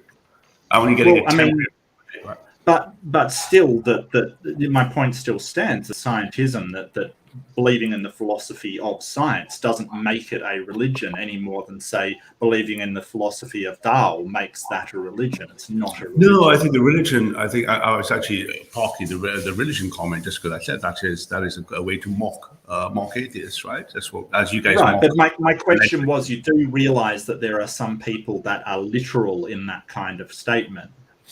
I think they're probably malinformed. Right. Yeah, I guess that's what I was pointing out. But if it was just a good-hearted ribbing at the expense of the philosophy of science, then that's fine. That's fine. No, I've got no problem. With you. You don't think, all bow down to Aaron Ra. Ooh, Aaron Ra. You're like, that looks like a religious practice, right? Why Aaron Ra? I mean, I like Aaron Ra, but I wouldn't agree with you on necessarily everything. Or Dawkins, or any one of them, right? You can imagine. Well, I wouldn't agree with Dawkins on many things. I don't know why. You're not going to find any of these insults. They're going to be like, you like R and Ra. You really like rationalism, and you really like empirical data. I'm just saying, you're not insulted the other way around either. No. I love you, Ralph. I'm sending love. I love all of you. Yeah, I really like it, Ralph. No, just explain how you exercise heart. I think someone before me said, "Here I stand, I can do no other." I'm not sure who that was, but here I am. Okay, well, I think we've gone into open conversation. I think my intro's open, well, so take me off the screen. And Mark, we're sending love. Let's get Mark Reed to his 100. I'm gonna keep on setting this up until we get this gentleman his title. Banner. There we go. Right there. So, done the easy work for you. That tiny URL right on there, but let's get him his fantastic, fabulous, and wonderful. I so appreciate you all. It's amazing. Thank you so much. And all right, with that, we got. That's right. That's a much kinkier podcast. But sending love, Senator Kato. Woohoo! And all of the people out there having fun. We're gonna get Pseudonym and Leophilius. Mark, thanks for joining. Thank you so much. Pseudonym, what is up? We are Midnight Ranting on Is There Good, or I should say we are looking for empirical evidence for God. Do we need so? What are your thoughts? Hello, Amy. Hello, guys. Thank you for having me on the channel. I'd like to throw myself in at today as the wild card because I do like this topic, but based on everything I've heard, it seems to be an argument from obstruction of arguments. For one, we can have for the basal assumptions in the scientific methods. We can have knowledge. Number two, there are natural things from the world in which we can derive knowledge. And number three, there are things from these consistencies in which knowledge is derived. And then there are consistencies from these things that in the natural world you can have knowledge. So that's the opening statement, but that's kind of my play on. That's my little joke that I have gone in from you've probably heard before. But as anything else, at least into Mark Reed, I do have problems with the methodological naturalism or assumptions. Do you not like nationalism? Okay. Shots fired. Well, no, I mean, I was hoping you can play on the words that I would say as far as my basal assumptions, and then based on what Mark Reed said. But like I said, I'm throwing myself in as a wild card. So if there's any questions or concerns, I'm just coming in as an opening statement. But as far as empiricism, I don't think that you really have to show any kind of empiricism as far as to the leading topic because of my basal assumptions. But if you have any questions, like I said, I'm just gonna Basal assumption. kind of My stop right basal there assumption. and let it roll. And if you have Yeah, any bro. questions, you can ask me in between. I don't want to really stop the conversation in Well, between. worship. So I thank you for mean, having me. Hitchens is amazing, so I'm okay with that. She can worship at his church. But thank you, exactly. Thank you so very much, Pseudonym. It was lovely to have you on board. And like Mark was saying, I like a wild card. We like this. We are all for it. We want atheists, theists, and I used to say everyone in between. Philosophically, I'm not sure if that's possible, but we enjoy anybody who is looking to have fun. So, all right, we're just going to get Leo in here, and then we're going to go into the open conversation. What is up, Leophilius? We are Midnight Ranting on Do We Need Empirical Evidence for God, a deity? I hope you are doing well. And what are your thoughts? Yeah, the first thing I want to say is I don't know what Beamsy's problem with me is. I don't know. I actually kind of like the guy. He seems like a pretty decent guy. I don't know why it's always out when I'm in. But hey, I don't judge people. You know, nobody I has think to like there was everybody. a- But There was a podcast you guys were both on, and I think he felt you were over talking him and not letting him get in. And so I think that's what happened. Misunderstanding there. oh well. Anyway, seems the title of the discussion tonight is "Do we need empirical evidence for God?" I think there's two different ways that I could interpret that question. The first way is to say that do we need strictly empirical data in order to justify or warrant belief in the existence of God? And to that, I would say absolutely not. There are numerous arguments, the ontological argument, the moral argument, that don't utilize empirical data anywhere in those arguments. There are some, like the teleological argument or the Kalam cosmological argument, that do use empirical data, but the empirical data is only present in the premises, not necessarily in the conclusion. And the conclusion oftentimes has more theological implications. So empirical data or empirical evidence, I think, can be useful to theists in certain arguments that they have. But I don't think that empirical evidence is necessary to warrant or justify belief in the existence of God. If one is saying that, do you need strictly empirical evidence specifically for the existence of God, in order to say anything, like that the only kind of evidence you need to have for it is empirical, then again I would say no. I think that one can offer conceptual argumentation or philosophical argumentation in favor of the existence of God. Now, having said that, that doesn't mean that I think that all of the arguments are sound, nor does it mean that I don't have that there's any arguments that are offered that I generally wouldn't have immediate objections to, or that I even think that theism is a well defended worldview, generally speaking. But it's just to say that empirical evidence is not, I would say, in any way necessary.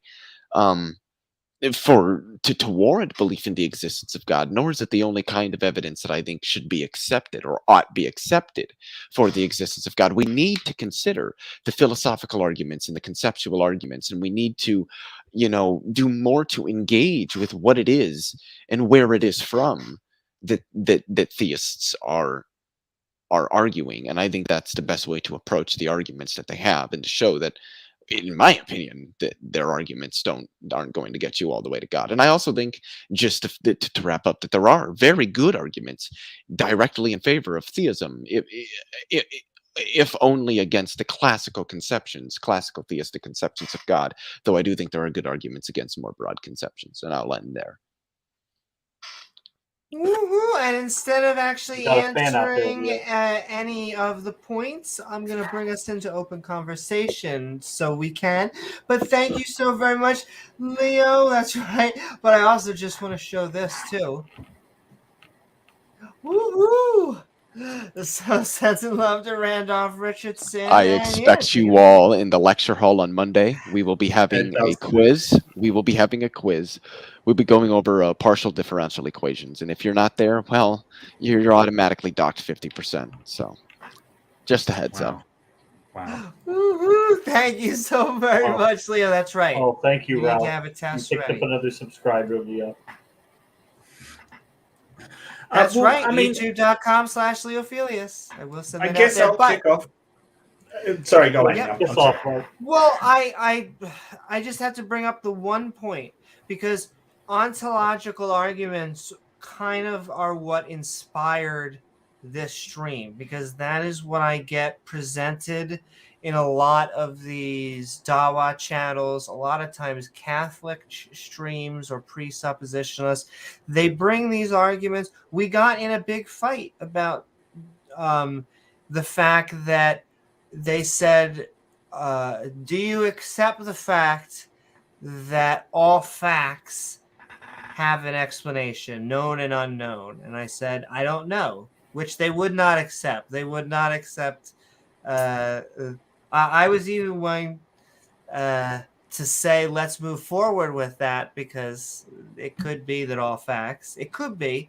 But then we got to the second, which is that there is a fact that explains all other facts for which these facts are contingent. I don't believe that you can show that. And so we could not go any further. And they seem almost offended that I would not accept the second PSR of their version of the contingency argument. And yet every time I asked for for both empirical evidence or a syllogism for how we would be able to know that, they said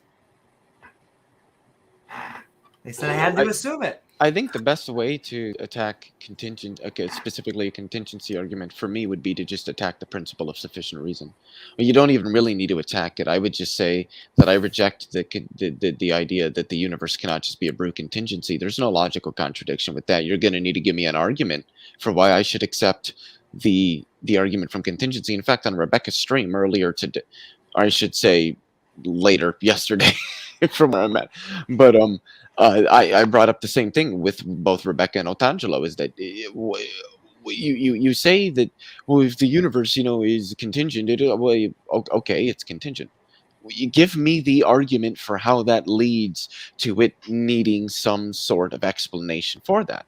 And what you'll find is that either they can't do it or they make an attempt, and some of the attempts are quite admirable, but ultimately they fail in some ability to ground a dependency relation or a causal relation or some other sort of relation that is generally tried to be that they try to establish there to And the same is true of the Kalam, the original Kalam. It's Exactly. just the universe had a cause. They can't seem to tie God into that except by making a number of assumptions about the nature of God, like it must be a mind, it must be all powerful, it must have all these attributes, without grounding why they need all these attributes.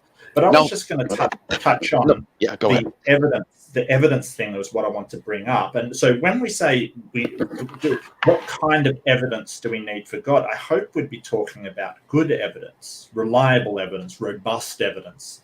And I don't see a place where we're at the moment where good evidence and robust, reliable evidence can be anything but empirical. Don't get me wrong, Lee. I absolutely understand there can be excellent arguments for God, but I don't see those as good evidence. I just don't, because arguments aren't really indicative and conclusive to one thing. They're just not. And you don't think they can be? So let me just, like if say a deductive argument, all men are mortal, Socrates is a man, therefore Socrates is mortal. Yeah, no, I get that you can make some justified knowledge claims. I just wanted to add really quickly. I will concede, however, that you are right, Mark. There are very few arguments for God's Right. existence that are like that. Right. Broadly speaking, I think one can use arguments as evidence. Let me just explain. For me, evidence is just that which gives you justification for accepting a proposition. So if one takes evidence to be something else, they may disagree there. So I consider arguments evidence, but arguments might not necessarily be evidence given your particular standards. I would agree. No, I would agree that arguments are evidence, but I don't think arguments are good evidence. I think they provide a basis for sort of a basis as evidence that you can follow up to prove or disprove. Guys, I am gonna interrupt you. Just hold that thought for 1 second. What happened? Pseudonym for $2. Thank you. Do not let bubbles, Sunflower, and Smart Talk. We are sending so much love to you, Pseudonym. Thank you for the support, and we are sending the love right back to you. Sunflower got roasted. Roasted sunflower. Oh my! You know how much fun it would be to be in a Sunflower. roast. People always, I guess some people have a little bit, I hate to say thinner skin, but I think being roasted would actually be a lot of fun. I hate to burst your bubble, Amy. Yeah, but you're incredibly patient with people being horrible to you. Oh, Amy. thank you. Seriously, you are very, I did see I think- Pat. I'm sending you Yeah, so Pat much love mentioned it out earlier, there. yeah. Was saying so much nice things. Absolutely. Flattery will get you what? Flattery will get you everywhere, baby. And all. We'll certainly get your shout outs. So I'll tell you that right now. And all right, Mark and Leo, you were in the middle of discussion. Just had to send that. Love. Yeah, I think I said everything that I had to. That evidence is obviously arguments are evidence. I don't think they're good enough evidence to justify a belief in God. So I mean, it depends on your interpretation of the subject. Is empirical evidence? Do we need empirical evidence for God? So obviously, we're talking for a belief in God. So I would say I need better evidence than arguments, and empirical evidence seems to be the most reliable and robust we have. So yeah, that's what I would say. And I definitely agree with that, especially the last part you said there. I think empirical evidence is. I would say that if you had a conceptual argument, even if it was a deductive argument, and I don't think this would ever be the case, but let's just grant that somebody had a deductive logical argument against something, but we had direct observational empirical evidence for it, I'd go with the empirical evidence. But I do want to say that with respect to the idea of good evidence, I think there's a sense in which I understand what that means. Evidence that is significantly convincing, or that most people would take as convincing. But outside of that, I do take good to be more of a normative term, which means that I just take it to be good with respect to some standard. And I think that standard is going to differ from a lot of different, from who you ask. I would say, however, and again, I fully concede that here I am sounding like a theist. I fully concede that there's not many deductive arguments that directly get you to theism, and those that exist may be valid, but they're not sound. Yeah. But I do think the one that just the point that I wanted to close with really quickly is that I do think a deductive argument, if you happen to have one, is very, very convincing. If it's a both valid and sound deductive argument, if you happen to have one, I'm probably going to be. What you're basically saying is that it's in proper form, but we have no way to prove that any of the premises that they want to are true.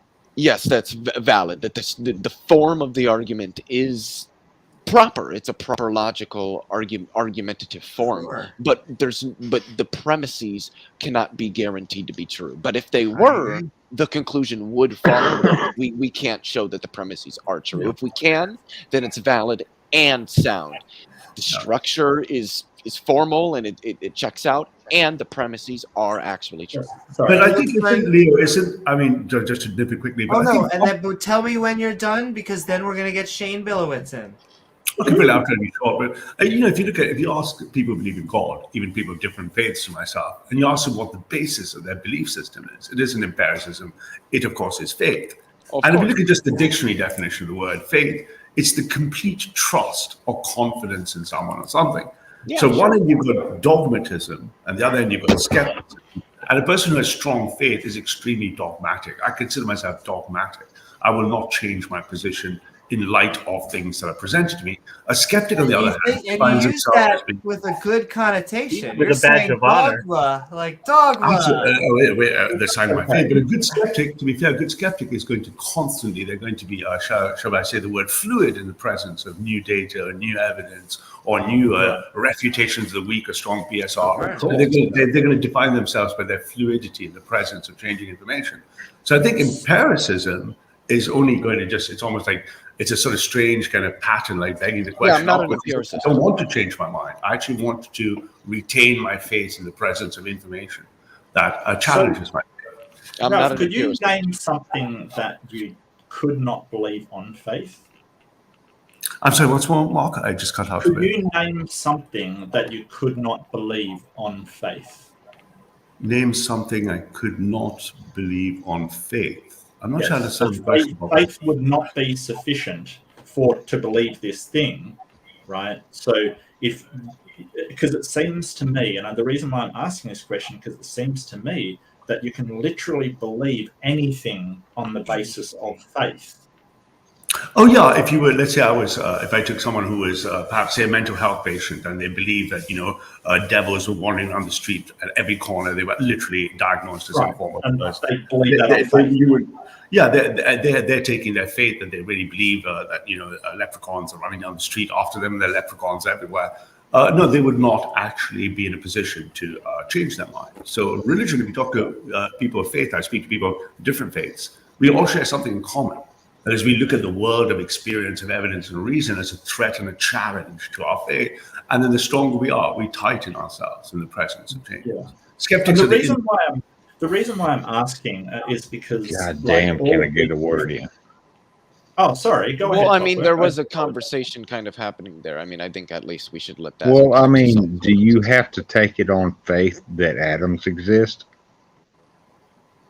Well, there's evidence for that. I don't take it on faith because there's sufficient evidence, so I don't need faith to because faith is sort of a belief in something, or at least the way that I'm using the usage of that word is something without evidence that you believe strongly on no evidence, just a conviction that is present, faith. There's actual evidence that plutonium and uranium exist because we dropped 2 bombs on Japan and they blew up. Well, by we, I think you mean the US. I mean, my country wasn't. Well, I'm not. Okay, Mark is like enough. this we shit that we're Don't talking put it on about. me. I had nothing to do with it. No, but We, I as in get terms of the human race, maybe. Well, yeah, the human species, sure, absolutely. We did drop nuclear bombs. We also have, millions of tests done in labs to show it. It doesn't require faith to believe something because you have very good evidence to convince you of the truth. A lot of Christians say, oh, well, you've got faith that you love your wife. And it's like, no, I don't. I've got a lot of evidence for that. She says she loves me. She does things that are consistent with her loving me. When I'm sad, she consoles me. When I'm happy, she joins in. There's a lot of evidence there to suggest that, so I don't take that on faith either. So I don't know. Yeah. Sorry, Susan. Can I comment? Go ahead. So you can compliment, but it has to be a comment, not a question, because a question will always imply someone else answers. But you can ask questions after I get Shane in. But what's your comment? Or was it a question? I'm spoiling it. Oh, who, me? Well, I think Pseudo Pseudo was had about a to say question. something. Comment or Is it a question? It's both. All right. I'm curious. Can you save it? Do you have it written down? Yeah, I'll save it. Okay, just give me 1 second. Let's get Shane in, and then once I got he's a question done, for I'll give old you the Ralph, floor too. back to you. And all right, and then we'll ask a question for Ralph from James. Shane, what is up? Hey, Woo-hoo! thanks for having We me. are, Shane. absolutely. We are Midnight Ranting on Do We Need Empirical Evidence for God? I hope you're doing well, and what are your thoughts? Oh, thanks. Um, so I guess I agree with Leo that no, you don't need empirical evidence. You could have philosophical or conceptual or metaphysical evidence, I suppose. Um, although that did start to get me thinking is that, if you have a rational argument, it could completely be valid, but the only way that you establish soundness or that the premises are true, wouldn't you have to verify that using That's it. empirical methods, unless the the premises are about the premises themselves, like if the premises reference their own premises, I don't think you'd need Analytic. right, yes. Or if the premises were about like your own mental state, maybe. Other than that, I would think you would need empiricism to validate or verify premises.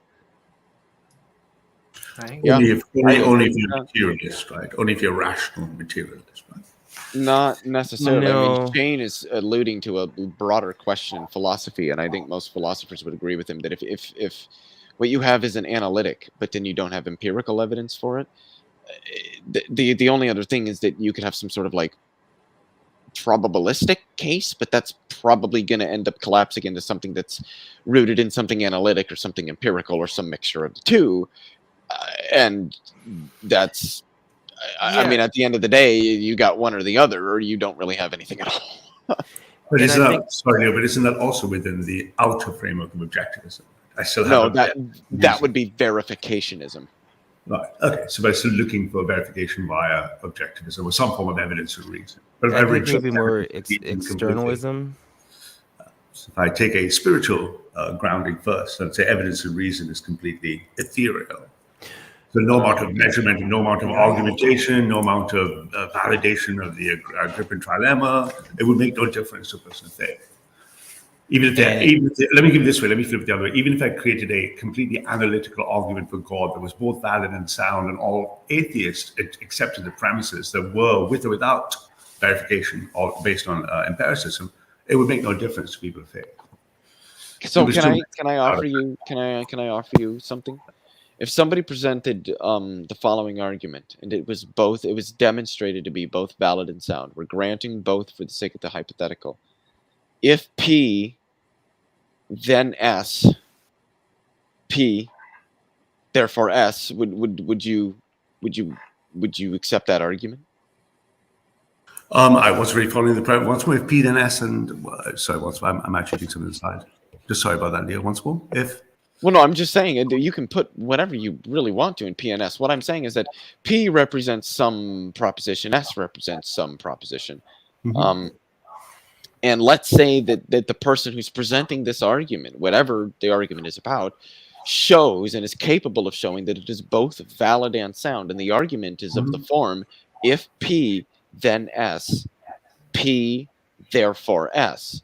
Would you accept that argument? Do you think that's something you would? I would say the argument could be shown to be, even if I accepted the premise P, I would say the argument was valid and sound, but the thing that was doing the evaluation of the argument would still be a system of logic. So, yeah, exactly. Well, yeah. I mean, that's kind of how it works. And therefore, so what does that have to do with anything?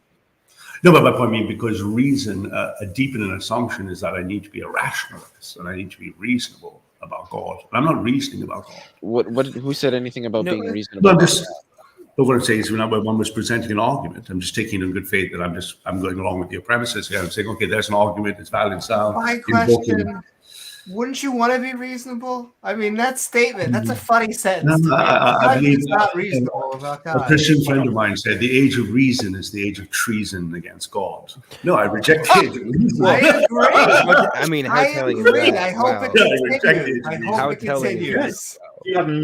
You have no necessity to value reason. It just seems to be the best way you can arrive at truth. But I mean, if you want to be unreasonable, then Well, I think the point is that if you do end up using reason, then you'll conclude that God does not exist, or conclude that there isn't enough evidence to warrant belief in God, which is why That people who seems to do be the believe general case, don't yeah. appeal to reason to believe. They appeal to faith.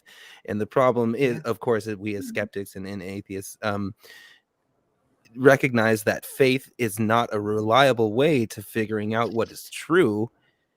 And there, like Mark said, you can believe anything, you can come to contrary conclusions using faith. So Indeed, that's the beauty about faith, right? So if you look at no, the three faiths, That's not that's the the beauty. failure of faith. That's the Yeah, weakness of faith. that's not a the virtue. problem that faith has, is that it the ultimate virtue. doesn't get you to truth. It only reinforces the beliefs that you are already indoctrinated with. Actually, Yeah, I'll just say absolutely. something quickly that I've often said is that faith doesn't necessarily lead you to truth. All it seems to do is convince you that you can't be wrong. Yep. Well, Exactly, not necessarily, yeah. Mark, because we have doubt baked. We have No, doubt baked into our faith. So, since in our case, in my faith, since St. Thomas How Christ, the is- flesh of Christ, we have been taught how to doubt and how to deal with doubt, from rationalism through the 2022 years of challenges based on the rationalists within who are Christian rationalists. We've got doubt wired into our belief system. Otherwise, How we would is have doubt baked we into can handle the faith? doubt easily. Well, I'd understand that you know the ideal for faith is to overcome doubt. So there is an element of doubt that tests faith, but I don't understand how it's baked into faith, like you're saying, because it seems like the idea of faith is an antithesis to doubt. It's supposed to overcome doubt. Yeah, it's a way to deal with. So the way I look at it, when I have to doubt, and I've doubted all my life, of course, as any good Christian will doubt. And doubt is there, and the question is, what do you do with your doubt? If you succumb to it and you yield to it, you're of a weak faith. What you need to do is look at the arguments, understand rationalism, understand the difference between strong and weak PSRs, and look at those as challenges to your faith. And then the stronger your faith, the more challenges, the tighter your faith becomes, in my experience. I spoke with a rabbi recently, and the rabbi said, he is frequently confronted by secular Judaism. People want to be secular humanists in Israel. Yes. And these secular humanists, he manages to deal with them within his tradition, of the Jewish tradition. And the point is, and he's a very, very, very, very well-read, intelligent rabbi. And he's like, of course, I welcome challenges from secular humanists. I welcome my Israeli brothers and sisters challenging the Torah. But the point about it is he holds the Torah as absolute in the presence of reason and doubt. Right? So That's what God wants you to do, right? The problem is that this is the exact opposite of what you were saying earlier. You were saying if somebody presented me with a logical case or presented me with evidence, I would still I would still believe what I believe. I wouldn't waver in my dogma. I wouldn't change my mind. I would try not to. Yeah.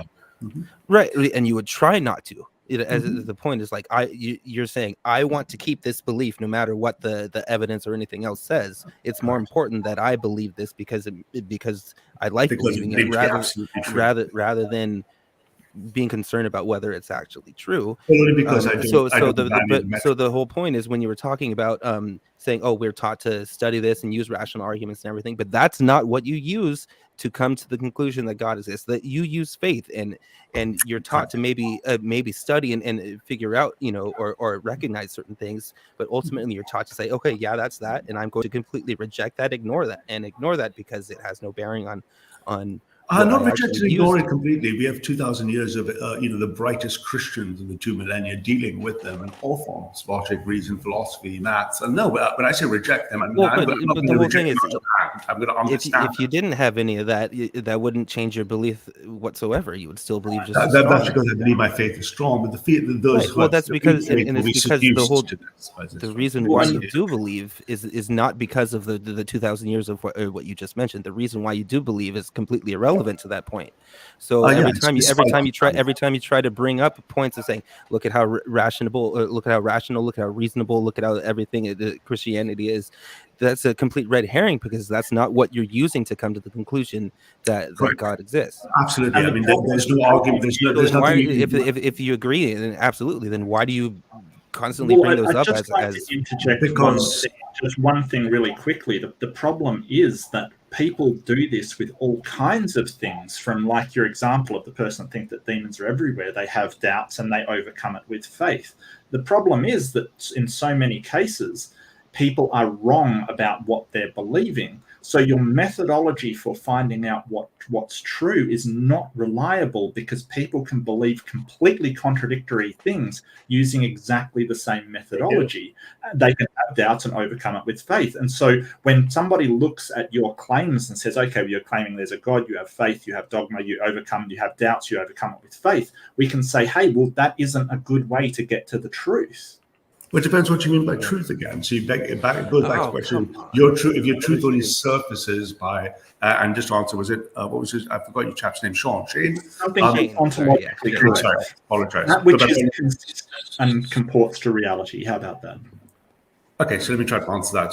To answer Mark's in either order. No, because you, again, implicit in your assumption that truth is defined, for you in your case, you're saying truth is defined by a scientific realism or something else. And I reject that premise. I never said truth is divine. I said that which comports with reality is true. So therefore you're verifying against reality as being true. So you're all defining you truth guys do is worship empirical data and testing and Correct. actually validating your beliefs. That's what it is, isn't it? And it's terribly, terribly rational. It's so Terribly fleeting, rational. transitionary. It's How, so how temporal. dare you use the most reliable methods of determining truth? That would apply to any ontology.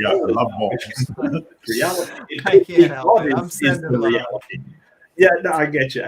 It could be God as the reality, and theological assumptions are Absolutely. correct. I take it, but you know, Mark, I take it on prima facie value that everything I believed in my entire life and everything 2 billion Christians have believed for 2,000 years could be wrong. And that would be a statement of a proposition of doubt.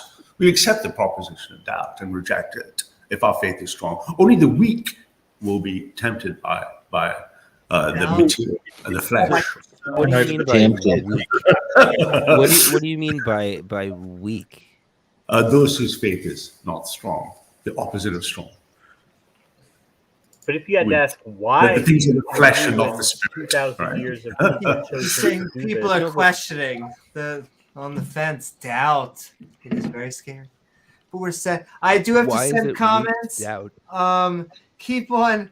I see Pat. He's been like making me laugh. But Assembly of God. He's bringing the spice. It says no such thing. See, I would disagree in that I think there are bright Christians. I would just say they believe in Christianity for not bright things. So doesn't mean they're stupid, because I'm sure there are many nuclear physicists out there. 70% of Nobel Prize winners are Christians. Yeah, we're not dumb. I have to look that up. But I'm okay with theists being intelligent. I didn't get any smarter after I stopped being a theist. But I will. But the spice is real, and he who controls the spice controls the universe. I'm sending love out there, Assembly of God, and all of you out there in chat who are making me laugh. We are skeptic and ranting in the community, but we are midnight ranting as we are asking, do we need empirical evidence for God? Can I just make a reference quickly to bubblegum and just say, take my wife's name out of your mouth? Sorry. That could have went anywhere. For a second, I almost thought you were going to say, can I speak to Bubblegum God? Take me down. Take me. Just doing a Will Smith reference. Sorry. No, absolutely. Once again, I mean, that's just the daily PSA of the reminder to don't be a heckler, ladies and gentlemen. Don't be a heckler, or you become a meme. Yeah. Hecklers never win, Amy, right? They just call you don't, because if you have the microphone, you will always lose. And so, especially if you are there for comedy, it's. Yeah.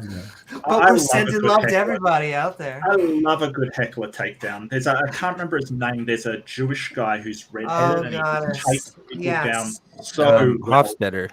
Hofstadter, yeah, I love that guy and his takedown of hecklers. He's so good. But it's like stepping into a ring. Like with a professional comedian, it's like stepping into the ring with Mike Tyson and expecting to win. You know, he does it for a living. Why you would ever do that is just...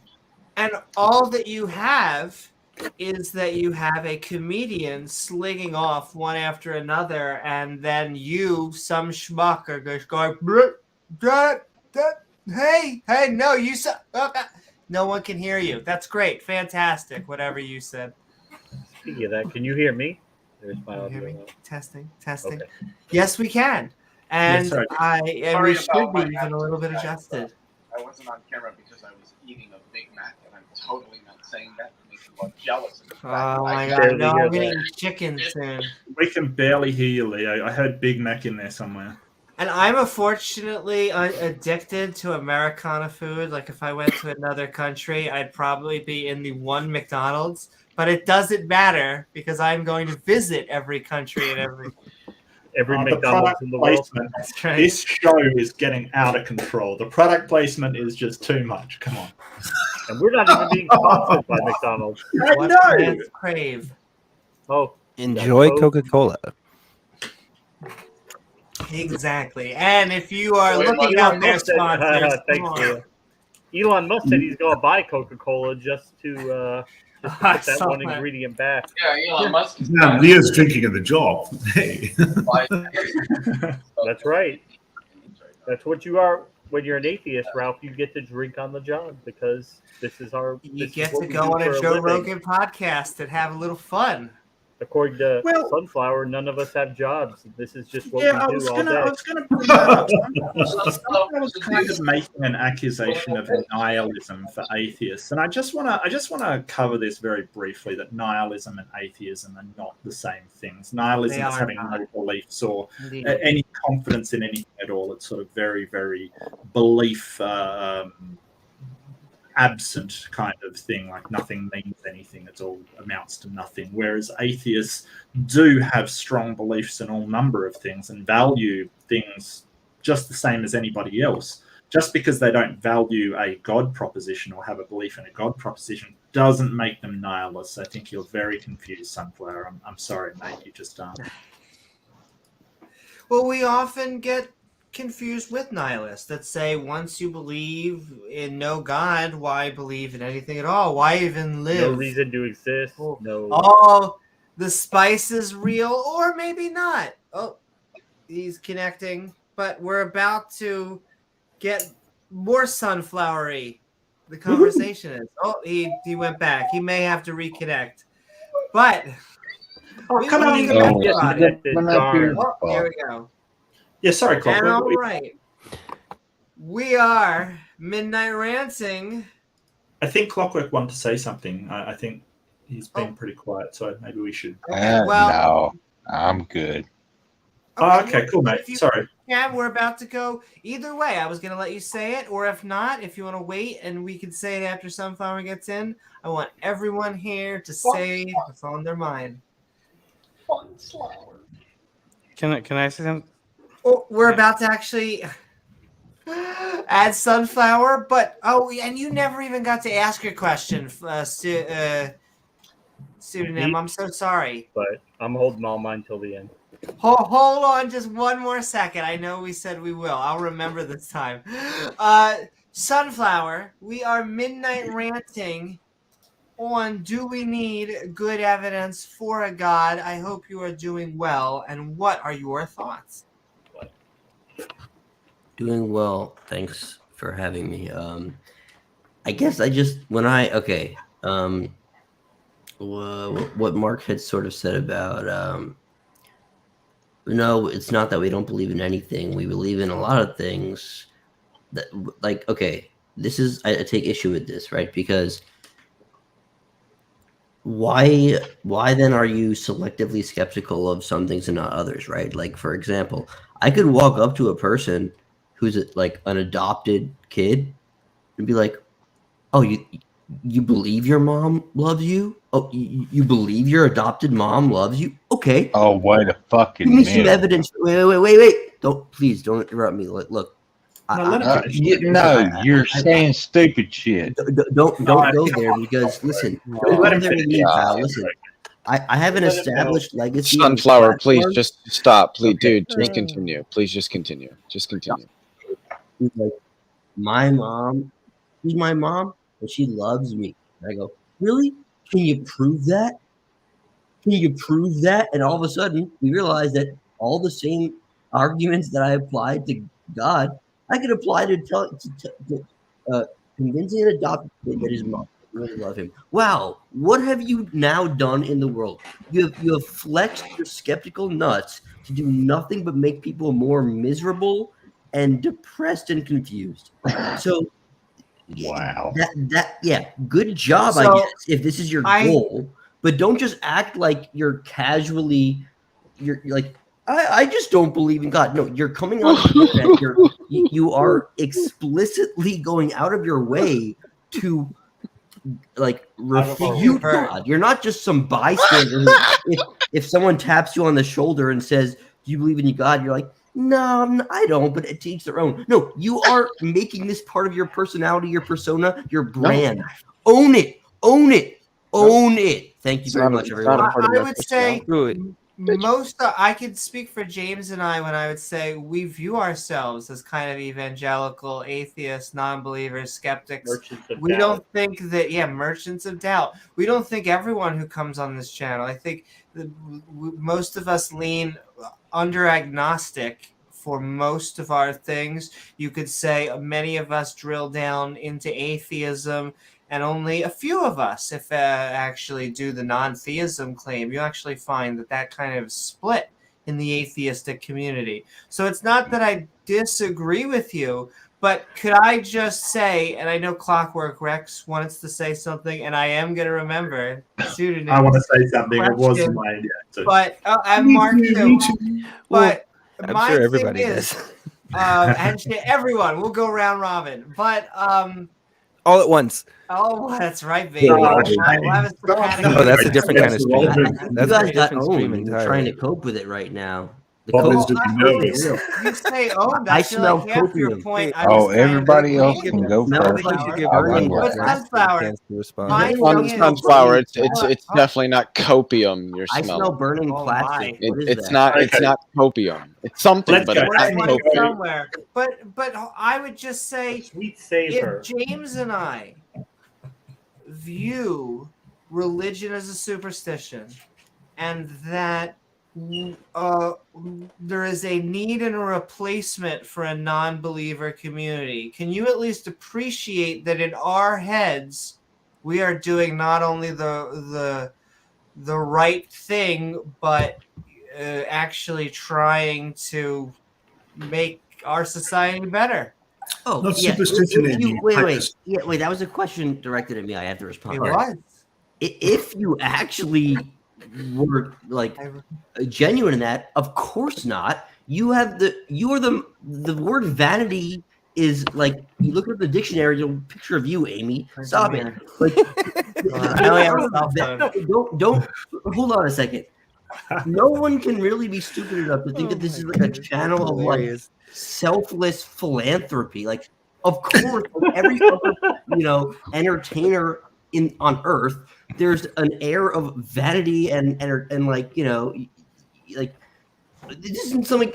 This is not a philanthropic effort. This is largely in the same vein as every other stand-up comic that sort of pokes fun at things in a kind of cynical but often, I guess, relatable and like stingingly kind of maybe convincingly true times. But it's not like you're just like, I'm here I'm trying to be the truth. No, we are standing for truth.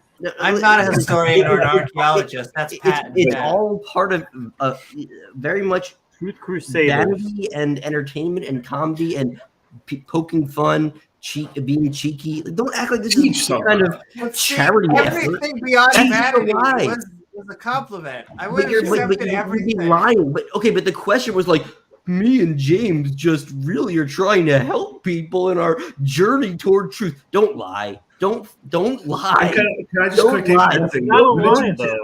Religions aren't superstitious, right? I mean, you understand that they're hyperstition. They're not superstition, right? They're hyperstition. They're things that change the real world. Hyperstition. Yeah, they're hyperstitious, right? So they actually change. People believe in God changed the world, like the 9/11 people flew into the plane, to the building. They changed the world because of their belief system, even if it was right or wrong. So that's hyperstitious, right? And secondly, I think atheists are more like metaphysical refugees, like the spiritually homeless. And good Christians need to feed the homeless. We need to care for the homeless. I think that's very much as like metaphysical refugees, right? Like spiritually homeless. And because Christ teaches us love, we're here to love you and water you and make you feel better.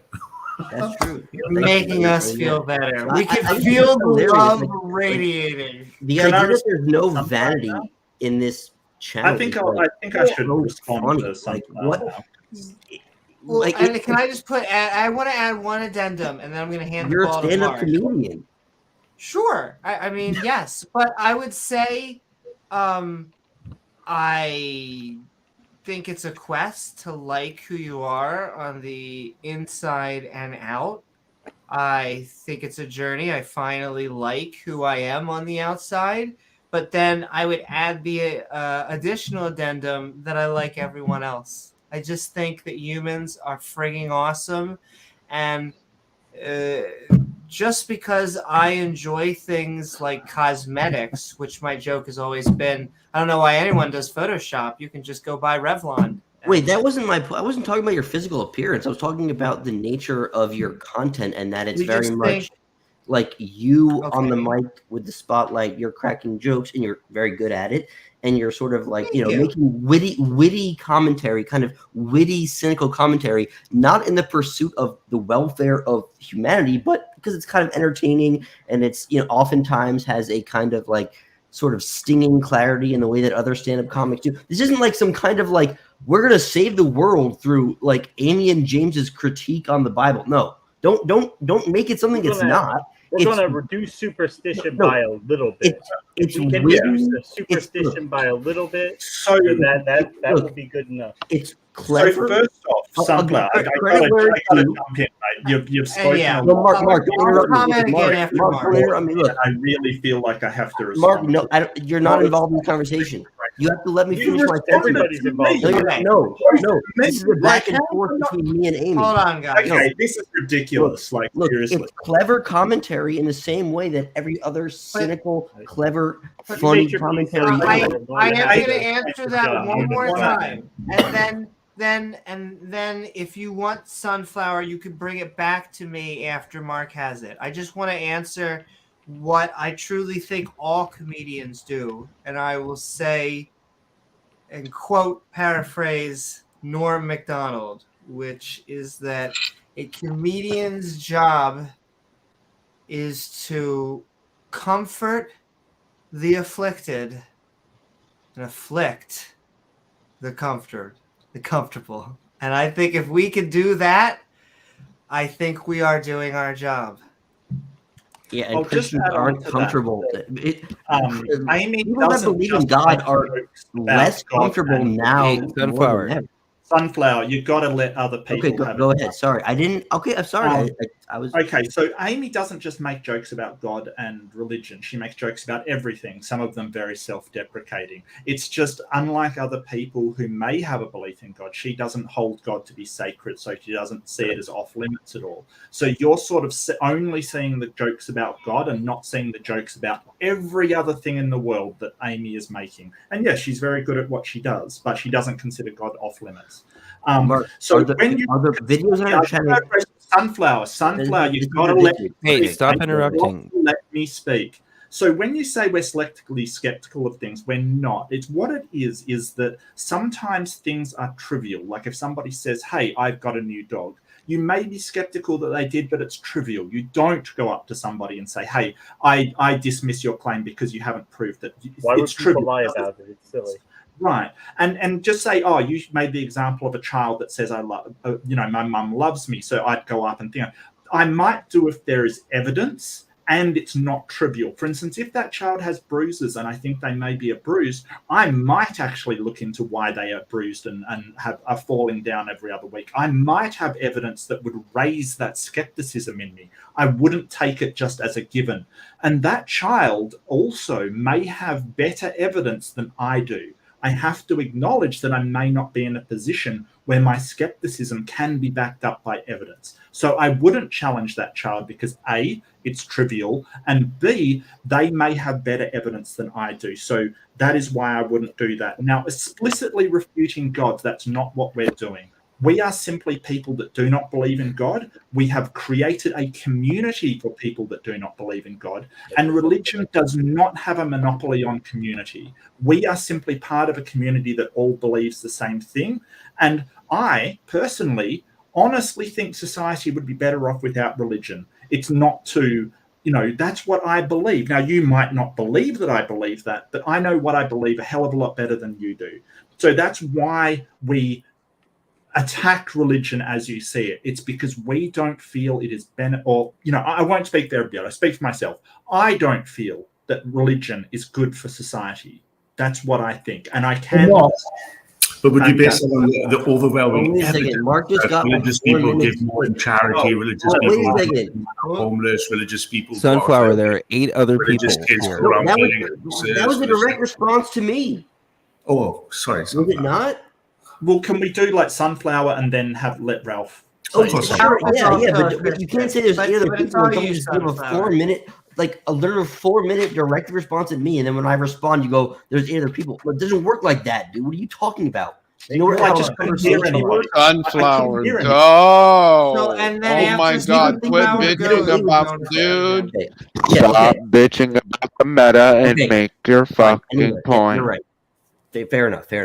Okay, first thing you said Amy makes a lot of jokes about a lot of things. It's not just religion. Oh, really? Let's scroll through the videos and the content of her channel. Is it not literally 99% about basically antagonizing people that that believe in God or reject evolution? Yeah, okay. So I don't know why you thought that was a good point. Just scroll through all of Amy's videos ever, or if you even know Amy and know her content, every single video on the channel is oriented around the thing that I said. So that was a sort of a very sad argument. Next thing you said you actually believe that religion is bad. Right. Okay. Again, imagine a world where all adopted children think their mothers love them, and I think that's bad. I don't think it's a good world where adopted children think their mothers love them. So I'm going to now start trying to convince adopted children their mothers don't really love them. Wow. You see how weirdly selfish that is? That's objective. I don't think that's a good world. No, either. Children don't think their mothers exist, Amy. Terrible world. Well, no, that's a perfect example because you're telling people, it's not that you're saying something does or doesn't exist. You're telling people they don't have a good reason to even believe it exists. That's the question to Mark was literally, but isn't the overwhelming evidence, because each has evidence that the world's majority of faith-based activities, charity, housing, cleaning, washing, are all done by people who believe in God. What do you mean by evidence? Yeah, so I'm not trying to be rude. Evidence that people believe in God. There's no reason why secular things can't do that either. There's no reason why secular organizations can't do that, and they do. But they don't, do they, Mark? The overwhelming evidence is that they don't. No, secular organizations do nothing. They give nothing to charity. They give nothing to charity. Dude. Mark, dude, Google it. Google it, Leo. Google it, Leo. Stop. I can't hear Ralph and Sunflower talking at the same time every fucking time. Give nothing to anyone. Look at what Christian organizations give and crunch the numbers. Compare that to what your secular organizations give. It's literally zero. It's minuscule. Negligible. So how would you respond to that? Negligible. More money directed towards secular. Not just money. Mark, evidence in terms of time. I think that the money religious. Mark, just if I may, just one word. Not just time. When I was young, Mark, I went to Africa. Mark, if I may, no, when I was young, it wasn't just money. I donated to charity. I went to Africa. I went to many parts of the world as part of our Christian group. So I gave not just my time, my money, my time. I worked there. I helped feed people. So Christians and Muslims are full of people. So when you say you imagine a world that's better without fear, the evidence, and not the one thing, the evidence is overwhelmingly against. Amen. Thank you. So true. So true what that guy just said. Love you. What point is being made here? God bless you, dude. What You spoke point truth. is being made here? The world is better off with religion. The point that's being made is that atheisms are nihilistic, selfish hedonists. Atheism that isn't. will destroy Atheism the world. doesn't And have you guys anything know to do it. with You atheism. guys want to watch the world burn. Atheist sunflowers. Misery loves company. This is why the atheists sunflower. Sunflower. You asked me a question and I answered. Sunflower. You answered. You've spoken your piece. Atheism doesn't have anything to do with nihilism. Wrong. No, it doesn't. Wrong. So can you tell me what atheism is, Sunflower? How is atheism generally understood in the academic literature? Mental vampires. Listen. I don't know what that means, and that's not an answer. That's not a. Sorry. That's not an answer. Sorry. Take the mic out of your mouth, Leo. Sorry. I know you like having things come out. Take a break. Listen. Sunflower. I haven't finished speaking. Go ahead. See, now I fucking forgot what I was gonna say. Of course, you didn't have anything to say. Actually, yes, I'm I going to did. interrupt both of you. Sunflower, stop. I want to go back. You puff out your chest. You don't even have a point. Sunflower, stop talking. You have an ego problem. We'll go back to the point because I want to go back to charity. But Pseudonym, did you have your question? What was your question? You know, I honestly forgotten all this, but Well, the floor is yours for any point. I guess I can say is as far as empiricism, I believe one of the founding fathers of empiricism was John Locke, who is essentially a Christian. So I'm trying to figure out where essentially where from empiricism from a Christian to become a scientific reality, and it went to a notion of religion where it didn't have to become an actual reality, where you become on empiricism, which is like the five senses of like smell, touch, taste, what is it? Smell, hearing, touch, taste, sight, and sound. And that went from religion to non-religion, and essentially both scientific and religious aspects meet at the same kind of dwelling. But essentially an empiricist could be a scientist, and an empiricist can be a religious person. Yep.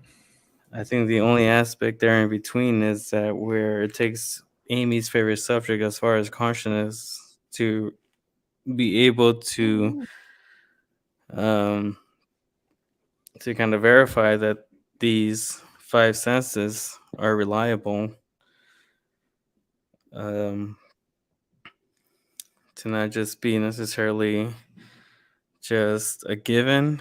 They have to be explained. And as far as explaining empiricism and rationality, I think philosophically, empirically, historically, there has always been a differentiation between empiricism and rationality.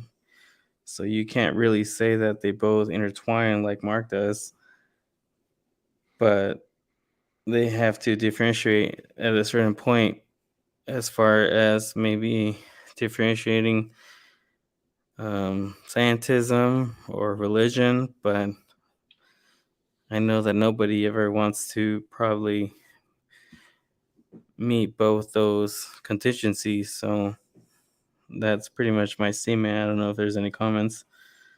Well, I remember what I wanted to ask Sunflower that he was me. Speaking of, I love how Sunflower babbles somebody off their point to the point that they forget their point, and then accuses them of not having a point. But Sunflower, you had said that atheism and nihilism are the same?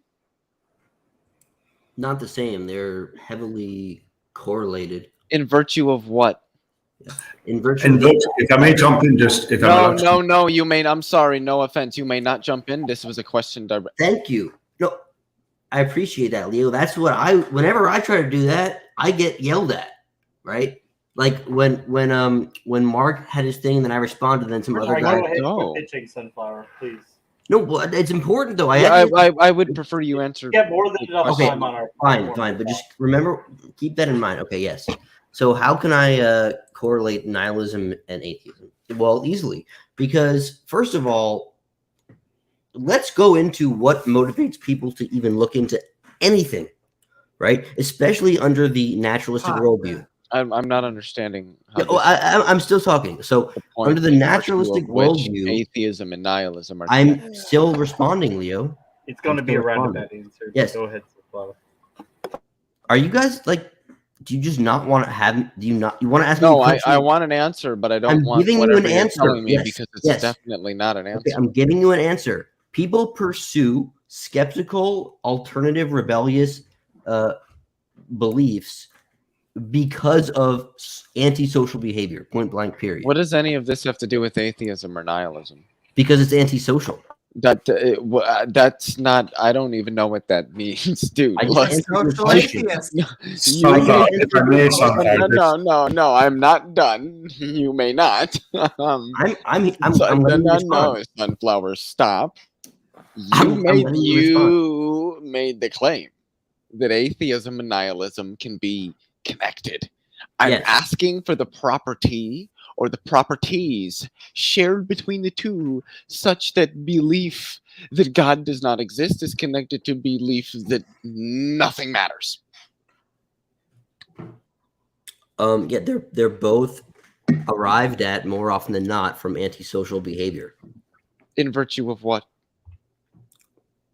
In virtue of rebelling against the current societal norm, which is that God. How do you know this? And things do matter. Yeah, but now you're just saying stupid shit. How do you know? I'm not. This? I'm asking you questions. Dude, I'm not saying anything. I'm asking you. Your intuition. I'm asking you to justify the claims you're making. Do you want my opinion on the question? And you can't. So Leo. you're calling me, asking you to justify your position Leo. stupid. And what I predict is that you won't answer my question. Yeah, I think you're scared because you know what I said is true. You haven't said anything that's even remotely relevant. No, I want an answer to the questions that I asked. So your opinion Leo, and answer there's the no question. studies on what I'm saying, obviously. Okay, so then in virtue of what should I believe what you're saying? Are you kidding? Like, there was times in history where there wasn't studies on stuff, but it was still true. Like, what? Yeah, you're having like give you the kind of answer you Ledger want, Joker moment, Leo. Like, so what's that, Amy? We've got a new guest coming on. We do have That is right. Okay, if you want to reiterate the question, then I'll answer it. But no, you answered it. Hey, you've laughed yourself out of the potential of the question to even be answered. It's like, can you like guys Heath stop for Ledger, just a it's second? literally like, Hey, stop. I'll You even asked let a him riddle finish, but you and do then have to laughed say because I I am couldn't done, answer. so we can move on. So when you're done, when you do feel you're done. Yeah, well, then my last point is that he asked a riddle. Like, hold on. Well, look, it's like in 1910. In 1910, if someone approached women and said, like, "Oh, do you have studies that prove that you're not hysterical and incapable of voting rationally?" And they were like, "Yeah, there's no study." And then the woman was like, "Well, there's no studies on it yet." And then the guy just laughed like Leo is laughing now. It's like, this is the level of this is the level of dialogue we're having. Because you're making blatant assertions and then admitting on you that, have nothing to back it up. going You're to making bring fun of me friendly for asking you to in. do so. Sending love out there. And welcome, all friendly right, Muslims. we are Midnight Ranting. May I just make a little quick point on that topic? No quick For points your on the honors. topic. We keep on. Let me get him in, and then Although you can. Ralph hasn't had a lot of mic time. But that it'll we'll keep get on friendly going. 'Cause Muslim in, one and will then we'll lead go back to to another. Muslim. Will lead to another. But sending love. We'll get everyone in here. It's another theist. Let's get.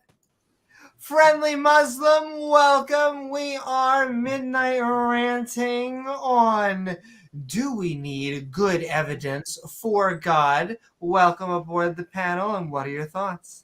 Good morning, everybody. Nice to finally just meet everybody. I think I saw you in the Dawa channel. Yeah, and that was actually the first time we've actually spoken to each other directly, or just about. But I was trying to say hello, but there was a lot. You were battling a lot of people at the same time, taking on everybody, and everybody wanted a question. So She is really busy on those channels. Fire away. Yeah. I had two questions. It was such a simple. It was at the beginning of the whole conversation, but by the time I was gonna got a chance to even, I didn't really ask my questions. They had gone all the way to the end, and it was at a cliffhanging moment, and I was just like, I just got a very simple question. So it would have sounded really idiotic, and with the time difference, I did see this stream starting, but it's like 5 a.m. and I was staying awake, and then I just nodded back off to sleep. So I'm a bit behind the game, people. But I wanted to speak to Amy. It was on my to-do list, and I had questions, and I'm eager to just get some clarification, if you guys don't mind. Oh, hi, Randall, as well. Nice to speak to you again. Right. So the first question was from yesterday was we were talking about the age of the universe, and so Amy said there was different arguments that the age of the universe has been argued a couple of times. So how many times has the age of the universe been argued, and how do we know now that the age that we've got is the best age? And so I think someone was bringing up the point that just the age of the Earth has changed, so why should we trust science now? Was I think the point that they were bringing up.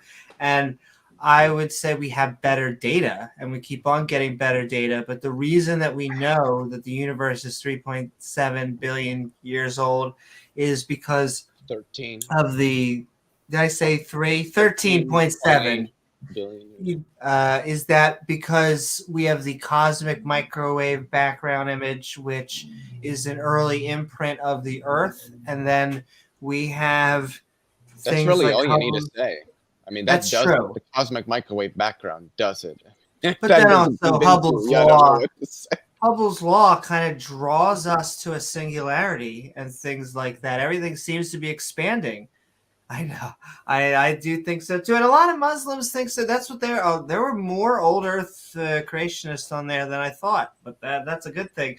But Hubble's law draws us to a singularity. Everything is continuing to move out, and I believe you, Amy, you also mentioned the abundance of hydrogen in the early universe, which is another feature that tells us that the universe started off in a very hot and very dense state. Absolutely.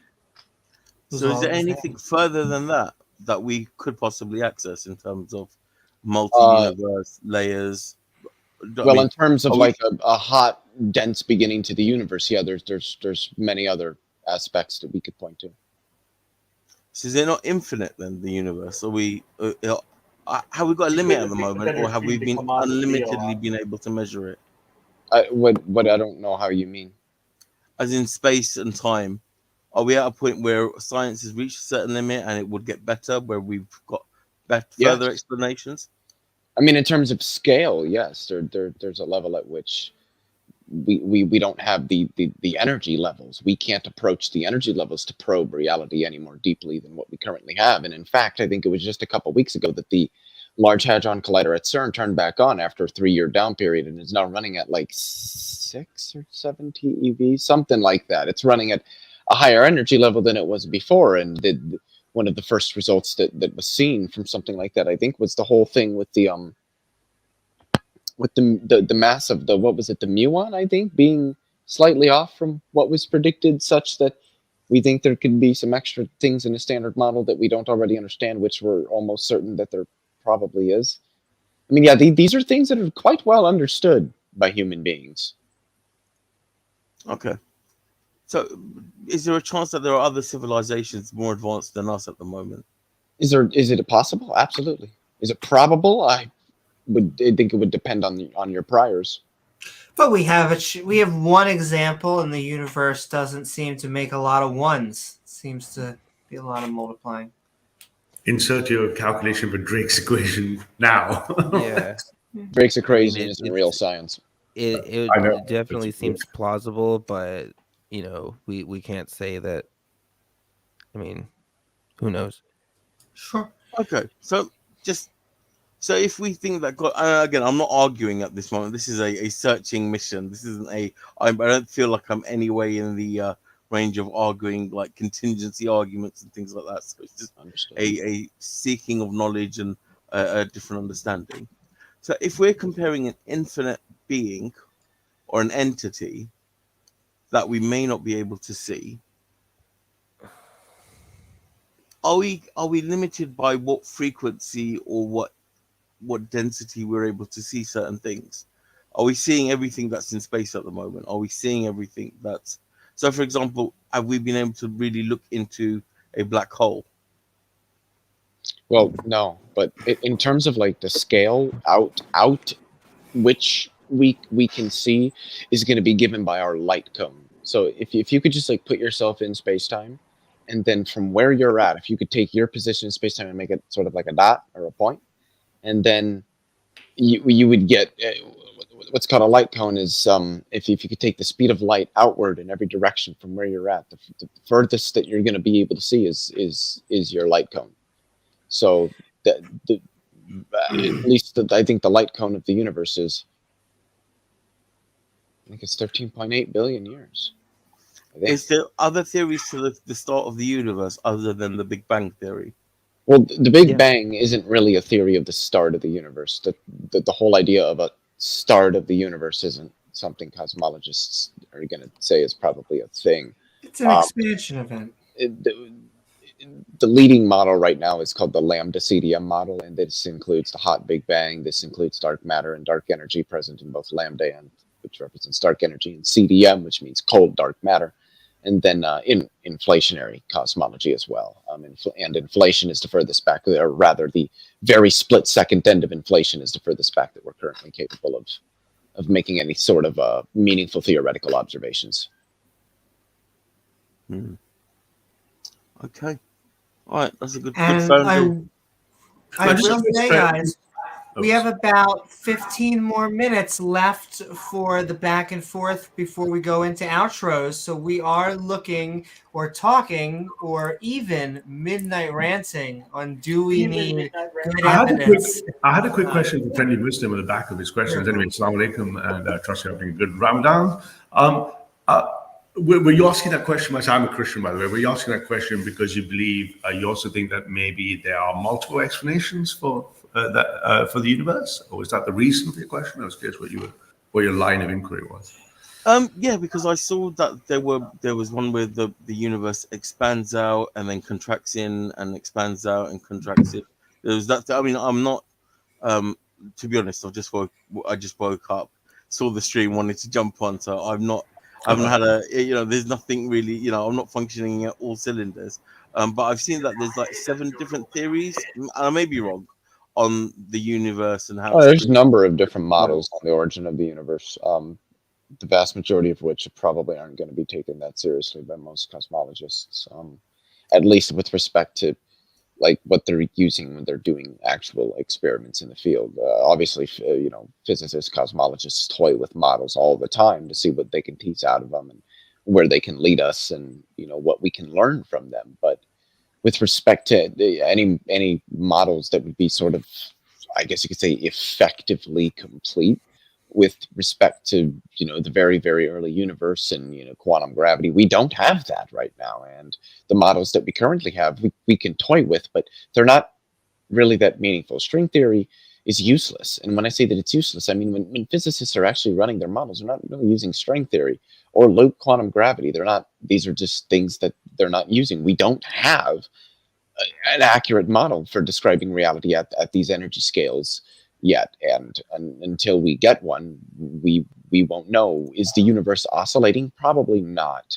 You see, Randolph mentions multiple Big Bangs. That's not something most cosmologists are going to hold to either. We just don't really know.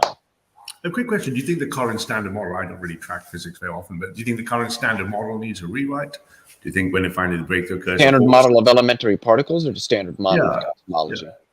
of both, actually, cosmology and the particle model? Do you think? I don't think either one needs a reworking. I think both are incomplete and will probably be added to within our lifetimes. Oh, cool. Okay. Yeah. So yeah, that was really my case, that there was a model, and I have seen in some places that two models have been mentioned in the Quran, but that could just be me not really understanding a certain explanation that I've seen. I want to investigate that further. But no, that's great. Thank you very much for having me on and answering my questions. It's been knowledgeable to meet everybody. Thank you for joining us, friendly Muslim. Thank you so much. Take care. We'll see you next time. Come back. And all right, only about 10 more minutes. We are about to wrap up and go to outros, but we have been talking. Do we need empirical evidence for God? I'm going to have to bounce in a minute as well, Amy. I've got some errands to run, but I just want a closing remark on, I think, without kicking off a storm there on the nihilism piece. I think if you read Nietzsche and you see what he really meant, what he really meant was, I think that individuals or societies, when they lead God, are likely to regress into individualism. And I guess evidence would be a wrong word to use, but the strongest case study we would have is the increasing atomization and loneliness and the breakdown of physical, spatial societies. Most people don't know their neighbors on their streets anymore, right? I think those would be the kind of things that would be at least pointers, and we use the word evidence as a strong word. They'd be the pointers to what nihilistic societies tend towards, or drift towards. In a true meaning of what he wrote in Beyond Good and Evil and Thus Spoke Zarathustra. But anyway, chaps, have to bounce. Thanks ever so much. Thank you, Ralph. Thank you for coming on and for your polite comments. Take it easy, bro. Yeah. Night, Ralph, or have a good day. Have a good day. So there was something that I had been kind of thinking of.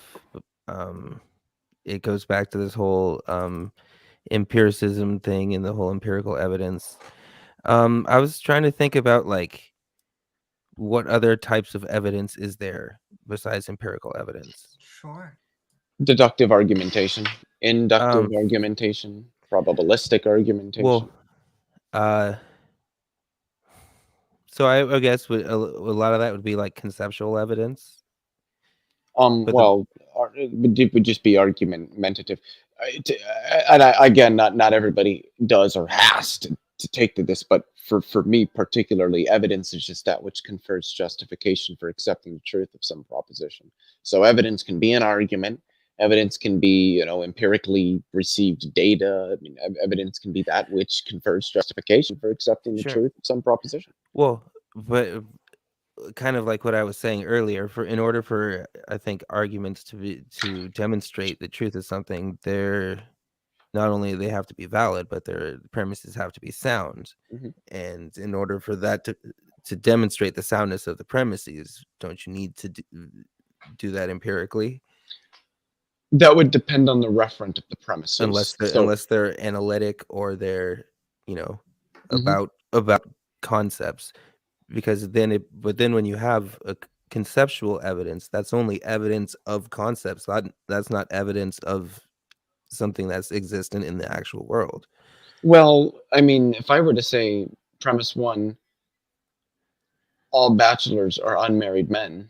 Premise 2, Leo is a bachelor, therefore Leo is an unmarried man. That says something about the real world, but there's no empirical evidence. But as you said already, that's analytic. Yeah. But there is something that I would like to say quickly. That is that I think that there's good arguments that are non-empirical against the existence of God. For instance, the logical argument from evil, premise 1. If God exists, then evil does not exist. Premise 2, evil exists, therefore God does not exist. That is not an empirical argument, but I think it's a very strong argument against the existence of God. So I guess what I'm saying is I agree with you, Shen. I think for the most part, you're going to be appealing to some empirical fact to substantiate the premise in an argument, oftentimes even deductive arguments. And if you're not, then it's probably just going to be analytic. But I don't think that means that arguments that aren't, as little as they may be, that arguments that aren't strictly empirical are necessarily weak or anything like that. And I think this goes back to kind of what something I think Pseudonym was saying, is that you have empiricism and rationalism, and you can't have a merging of the two. But I think if you talk to a lot of philosophers or look, study their positions, they would probably not fall clearly in one camp of empiricism or rationalism. I feel like there's you need Only both. in philosophy would those two be diametrically opposed. But it would be based. It would be based on presuppositions. In the 2020 Phil survey, when it was asked if you had to choose between empiricism and skepticism, or not skepticism, rationalism, specifically, most philosophers went for empiricism. And if given the choice between only those two, I would go empiricism as well. What others is there? Skepticism?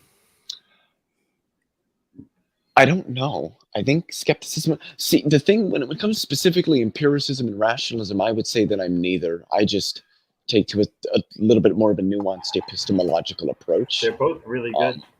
Yeah, I mean, I think that there is merit for both. I mean, it's kind of like the God damn it, coherentism versus foundationalism in epistemology. They're not really diametrically opposed. There's a way you can reconcile. Only in both of philosophy, where them. people have way too much time to think about thinking, would there be a conflict there. Way too much time to think just about thought itself. I do also want to say most philosophers, if given the choice between foundationalism and coherentism, do tend towards foundationalism, and I would as well. So yeah. Or what about hard or soft tacos? Where do they go on that one? Honestly, I don't know. If I had to guess, I'm going to be honest. I think most philosophers would probably go soft tacos. Soft tacos, I think so too. They're just. I bet they would. Because that's a traditional taco. You didn't get like a baked hard shell originally. No, you got the soft shell and you wrapped it up, pinched it at the top, and you ate. And that's how it. Those are, Yep. Little street tacos with a corn tortilla. Yep. You know exactly what I'm talking about. For whatever reason, anything that's sold off a truck is instantly better. I don't know why. That's the law of tacos. That's why fair food is so good. Right. It's all sold off trucks. Also, I can't help it. It's just my ADD, so I have to do that, and then I have to get a double. So as many cats as we can get on the podcast. By the way, I've been meaning to ask, does anybody know? I don't know if Pseudonym is at their mic. Maybe they are. Are you a theist, atheist, agnostic, something else? I'm a theist, but for Discord appropriates, I like to acknowledge myself as an agnostic theist, but essentially I'm a theist. But welcome back, Mark. Hello. Yeah, sorry I had to go. Mark has been resurrected. 3 It's days been later. 3 days, Mark. Are you ready for what awaits you? What I miss? All the fun stuff? Did we have fun? Oh, Everything. nothing that fun. Oh, can we have some fun? Mark it ascended up the got right hand of just the mother. Can I make? No, I'm sorry, Amy. Go ahead. I'm sorry. Well, no, it got just spicy enough for a good meal. You don't want it too bland. You don't want it to burn the roof of your mouth. So that's funny because I was actually doing the prep work for dinner. So we're all cooking one way or another. I did want to say I'd like to make it spicy again because about a half an hour or so ago, Sunflower made the claim that atheism and nihilism are in some way connected. They're not identical, but they're connected. And he never gave my us heartburn's coming back. He never gave us the qualities or the properties in virtue of which the two would be connected. So I was just wondering if maybe he's thought about it enough that maybe he's actually come up with a reasonable fucking answer instead of something that's absolutely ridiculous. Shots fired. Yeah, that's nice and all. How about I play you guys out on a song? So he doesn't have an answer. We're seeing I will Sunflower doesn't say- have an Hold answer. on, hold on. So I just wanna- think that It's we about just to don't the have any outro, reason so it to can be believe your outro. what Okay, Sunflower I I'll has just to want to say. steelman the theist position here. So if you take the belief that all knowledge is dependent on God, and without God you cannot have a knowledge or you cannot believe in anything, right? If you take that position, which I think is a ludicrous position, but if you take that position, you could get to the point of saying, well, if you don't have God to believe anything, you can't literally believe in anything, and that's nihilism, which I think is a ludicrous position. But yeah, and I would just ask those kind of people, what do you mean by fact? When you say you have to reference God to reference any fact, what do you mean by for fact? any intelligible fact, yeah. What do you mean by fact? Well, look, watch him struggle, flop on the deck Yeah. and like a fish. Like I said, mean, I don't take that position myself. I think So, Sunflower, what are those qualities or properties in virtue of which atheism is similar to nihilism? I'm prepared to do my outro and nothing else at this So point. you don't have an answer. Okay, I didn't fucking think you did. well, it I didn't doesn't have fucking to think you answer. had Well, it. I wasn't expecting you to give an answer. I will. It is disappointing, Sunflower, that you don't have any way to link the two because you've made the claim. That Yeah, is- you're making claims, but you can't support them. Let the record show that I already answered. I already answered the question. No, you Anyone, No, you anyone didn't. that hears I might not have been here. just rewind to the first time I was No, you asked. didn't answer the fucking question. All you said was that they're like essentially. I'm the at people peace with my God. are essentially Rewind the people who are tape. atheists I are like answered the mentally question. disabled. Guys, we are moving to outros. Oh, You can that's say so whatever you want. I'm also sending love to the entire Twitch community. We are growing. I see all the lovelies out there. I see Kill Doggy and Randolph Richardson. Direct eye contact. Welcome. We are just sending love into the internetosphere. And we are moving to Midnight Ranting outros. We have been asking ourselves, do we need empirical evidence for God?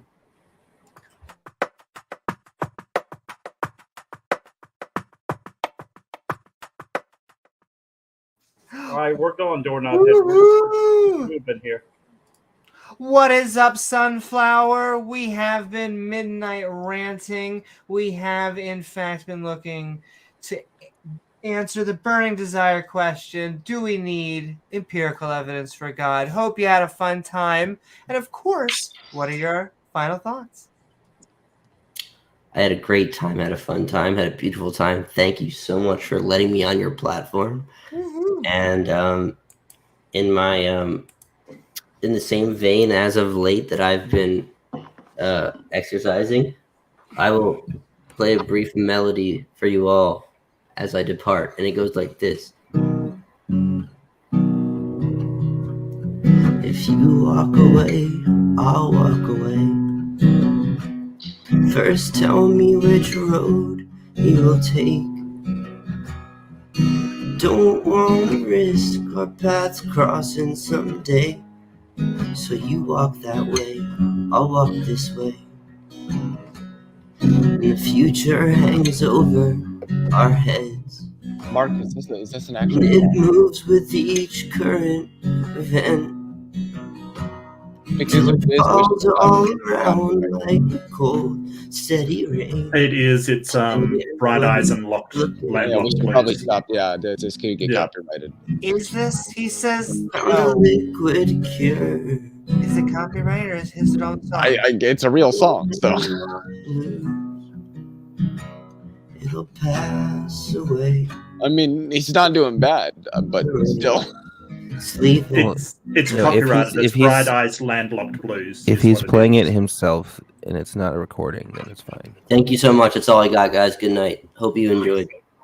Thank you. Thank you so very much, Sunflower, for joining us and Midnight Ranting with us. Yeah, And he all doesn't right. write those songs. That's Bright Eyes Landlocked Blues. That isn't. Well, an I original will say composition. everything goes to the TOS gods, and so we learn, they give us. Copyright gods. So we will find out at the very end exactly. Those are just government agents. That's not how any of So, but we're sending love to Sunflower. We always love our theist brothers and sisters coming on, and we are going right down the list. He did a good job with the song. Hey, I bet Shane could do better. Shane Billowitz, what is up? Thank you so much for Midnight Ranting with us on Do We Need Empirical Evidence for God? Hope you had a fun time. And of course, what are your final thoughts? Well, thanks. So I would say, no. I mean, we could probably have rational arguments or some other form of evidence, because if evidence is just broadly a definition of Kenneth Leonard likes to say anything that can be used to demonstrate that something is true. And if that's the case, then you don't need to have empirical evidence. You can have any sort of other evidence.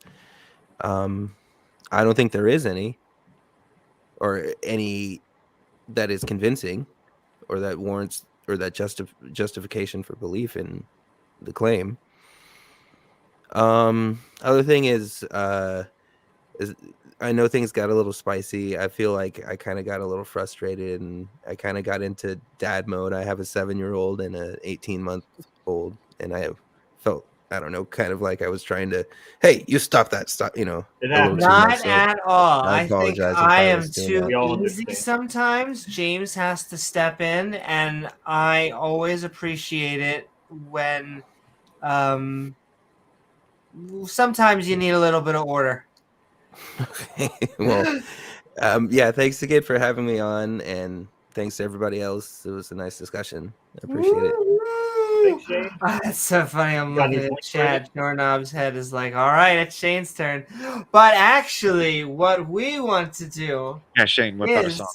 We want to get Shane to his 100. That's the song, you're the piano man. And so we have done the easy work. Gizmo has gone and made it a tiny URL. So please go out there and let's get him his fancy title. Woo-hoo. So sending so much love, Shane. YouTube.com/Shane Billowitz. Thanks. I know, right? Any day. Yeah. Thank you so much. Appreciate it. Absolutely. Thank you for Midnight Ranting with us. And all right. Leophilius, what is up? We have been Midnight Ranting. The lion physicist. That's right. Randolph's right. I'm digging the new avatar. If I could put the right philosopher on the other syllable. But Leophilius, we have been looking for, do we need empirical evidence for God? Hope you had fun. Where can people find you? What are your final thoughts?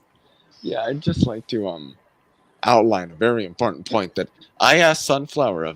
Sunflower made a very specific claim. He made the claim that atheism is not identical, not identical to nihilism, but is similar to nihilism. And I asked him a very specific question with respect to that. To that claim. What, in virtue of what? What are the qualities of the properties shared between the two such that they can be considered similar? He didn't give an answer to that fucking question. And that's because he doesn't have one. Because none of them do. Because there are none. There are no qualities. There are no properties that make atheism and nihilism similar to each other. This is a claim made by people who have no fucking clue what they're talking about. So I just wanted to make that very clear for everybody. That he made a specific claim, and I asked him a very specific question with respect to that claim that was entirely relevant to it, and he didn't have an answer to that question. And I just take that to be quite dishonest, to make claims that you can't back up. And when you're asked later to provide substantiation after you've been given ample time to think about that and be capable of coming up with a reasonable answer, and you still don't fucking have one, I just take that to be dishonesty. And that's all I have to say. Boom, roasted. Did you drop the mic over there? I'm imagining a lion dropping the mic. Don't forget to check out Leophilius at youtube.com/Leophilius. Oh, go figure. Woohoo! Thank you so very much, Leo, for joining us.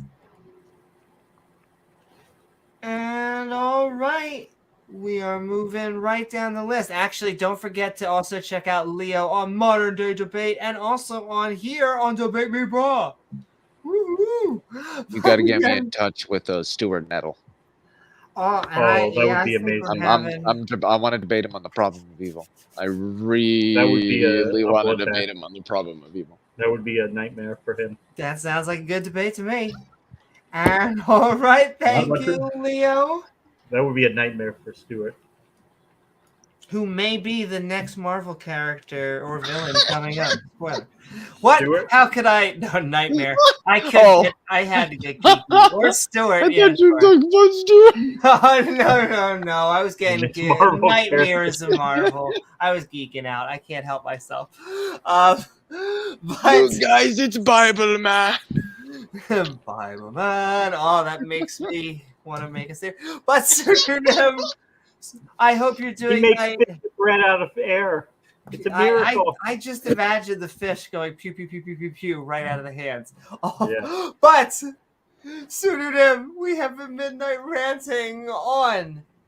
Well, do we need empirical evidence for a god? I hope you had a fun time. What you got going on, and what are your final thoughts? My final thoughts is I would agree with the majority. They don't need empirical evidence to disprove a god.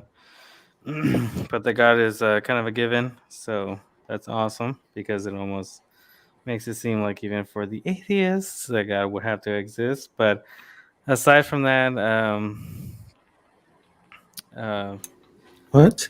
I would have to, I guess, kind of answer Leo's questions that if it's not nihilism or if it's not an afterlife and it's not nihilism, I would like him to explore any kind of other explainable answers between afterlife and nihilism based on his empirical evidence that we were talking about. But besides that, I would like to kind of close on that, and thank you for having me on, and I appreciate you, and always sending lots of hearts, James and Amy. Woo, sending so Thank you, many Pseudonym. hearts right back to you, Pseudonym. Thank you for Midnight Ranting with us.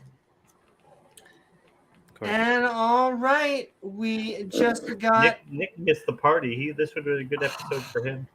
Do the dance. Do. Could have came in and told us all about Hume again. Listen, sometimes you need to have a problem of induction needs to be brought up. What? No. Once in a while. Well, Hume was an empiricist, so it totally fits the discussion. I was gonna say Hume is not a joking, bad Nick. guy to read as a skeptic, but don't let Nick know that your compliment, right? But Nick knows all. What are you talking? Done. Well, see, now I just have to send a shout out to In Time On Time. You should Out of time. be checking out if you love non-believers and you also are looking for some good political or news content. You should be checking Nick out. From a guy wearing a $600 suit. In Time is very good. It covers some really fascinating subjects. Really, really good stuff on In Time. Yeah, I highly recommend. They do have some good episodes on there. Trying to see if I can get my shill in on time. I'm just in the nick of searching. time. That's right, just in the nick of time on Just time. in the deck of time. Wait, what? There we go. And once again, because non-believers, #don't schism. We don't have religious wars. It just feels nice and toasty. The water's fine. But yes, sending love, Nick, and sending love. Gavin Herleman. Oh, from wrong Oh show. my! Oh, he's been keeping me Gavin, toasty no for- más pantalones, Herlema. What? Oh my goddess! What? Whew, that escalated quickly, but in a very sexy way. Mark Reed, Mark, Hey. we have been midnight ranting on. We're looking for. Do we need empirical evidence for God? I hope you had a fun time. Where can people find you, and what are your final thoughts? My final thoughts. I think that as I said, empirical evidence for God, not necessary as long as you can come up with a good methodology. But we don't seem to have a good methodology and reliable methodology that can be shown to be reliable without some form of empiricism. There's some way to empirically confirm the things that we believe in our head. And if you just go on faith, as Ralph was sort of intimating, you could believe anything you want on faith, and any doubt that comes up, your faith just simply overcomes it. And we know from people flying into buildings and ritual killings and all kinds of horrible stuff, it can lead you to the worst kind of beliefs that you could ever get into. I think that faith is a terrible way to evaluate what is true and what is not. It's one of the worst ways I could ever come up with as a methodology. If you don't care if your beliefs are true, then fine, have faith. That's fine. But if you do care if your beliefs are true, then you ought to care that your methodology is either reliable or not reliable to get you to that truth. As I've said many times, faith does not show that you're right. It just makes you think you cannot be wrong, and I will stand by that. Now, I just want to sort of some of the stuff that Sunflower said. Sunflower, I love you, mate. I think you should continue to come on and challenge all of us. I think it's great. But some of the stuff, sort of why you would go up to a kid and sort of tell them that their mum doesn't love them or whatever, it's not useful. It's got nothing to do with skepticism. There's other things I am, apart from a skeptic. I am also a secular humanist. I also care about the world, which, on the other side of things, completely knocks nihilism out. If I care about the world, I just can't be a nihilist. I'm sorry, you're wrong. You're 100% wrong.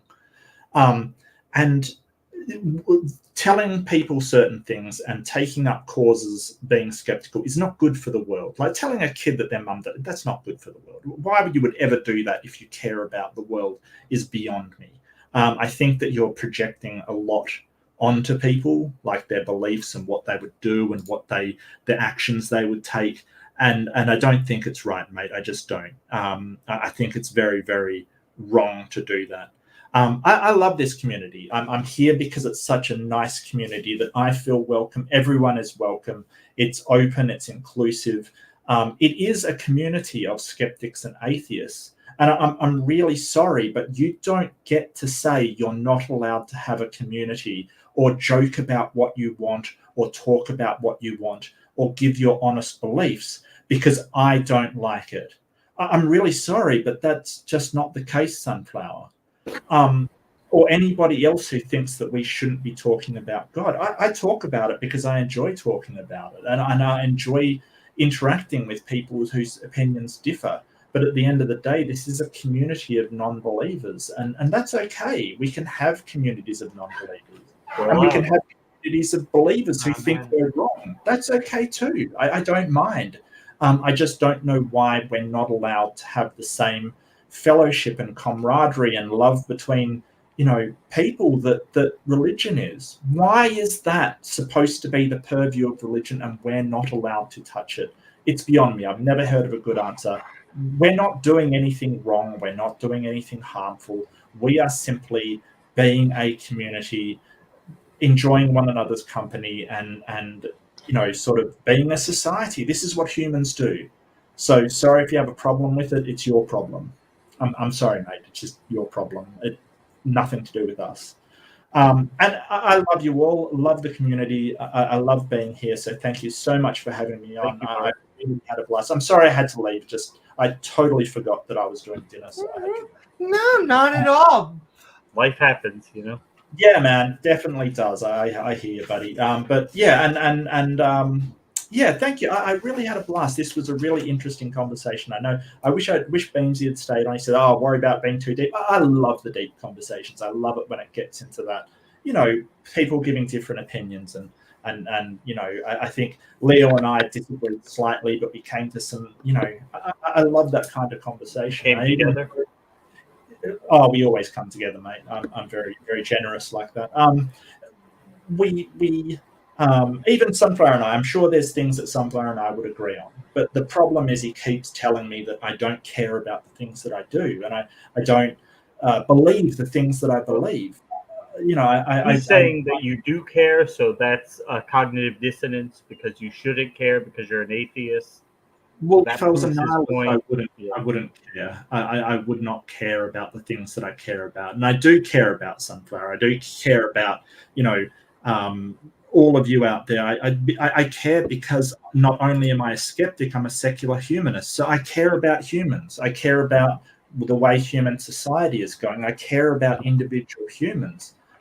That's just not possible for a nihilist to do under their set of circumstances. I don't understand the connection, but maybe one day, maybe I missed it. I don't know. I wasn't here. Just remember that Sunflower was never able to give the qualities or properties in virtue of which atheism is similar to nihilism.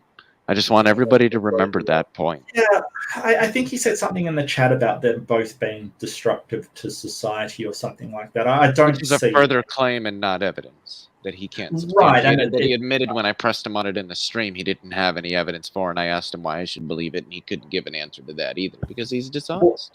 I think you would have. Well, I wouldn't go so far to say dishonest. He may be mistaken. I don't think dishonest. I don't think I'd go that far. But you can't play an instrument. That's wonderful, Sunflower. Good well, for you. I think that sort of being destructive to society, Sending love. you would have to come up with your own evidence for that because I don't see that. I don't see how lacking a belief in God could be destructive to a secular society in any way, shape, or form. It might be damaging to a theocracy-based society, sure, but we don't live in a theocracy-based society, or at least I don't. Maybe some people out there do, but generally people don't. Especially US, it is a secular government. Whatever you may think deep down, it absolutely is.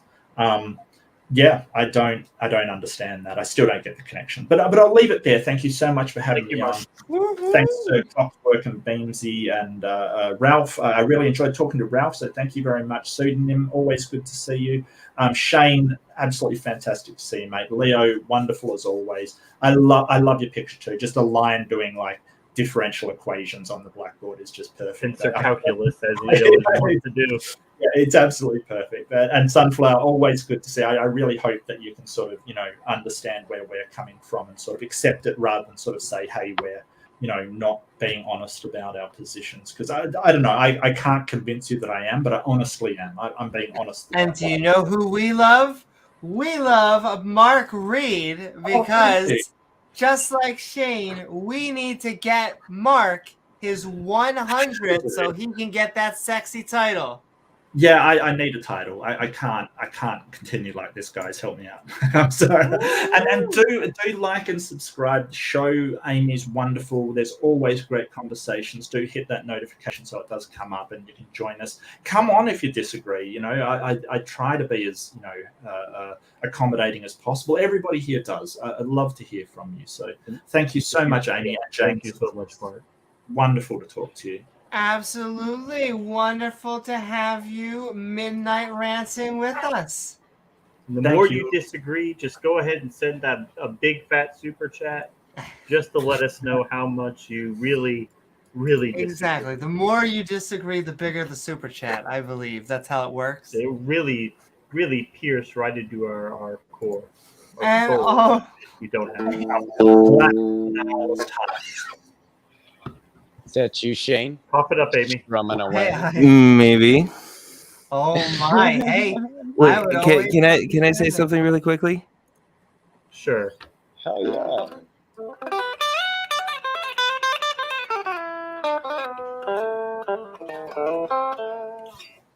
Okay. What up, Sunflower? Woo-hoo! No, I thought that was awesome. Thank you Sunbillowit. so very much, Shane. I actually love your setup behind you. All right.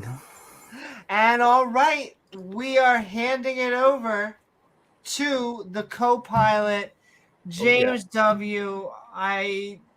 We And went even on on a my hat, journey you never got your tonight. sports hat. That's right. I need to go get my sports hat. We have been looking for, do we need empirical evidence for God? I don't know if Ryder found him. I don't know if Gizmo found him. He's but looking. Ryder is definitely looking.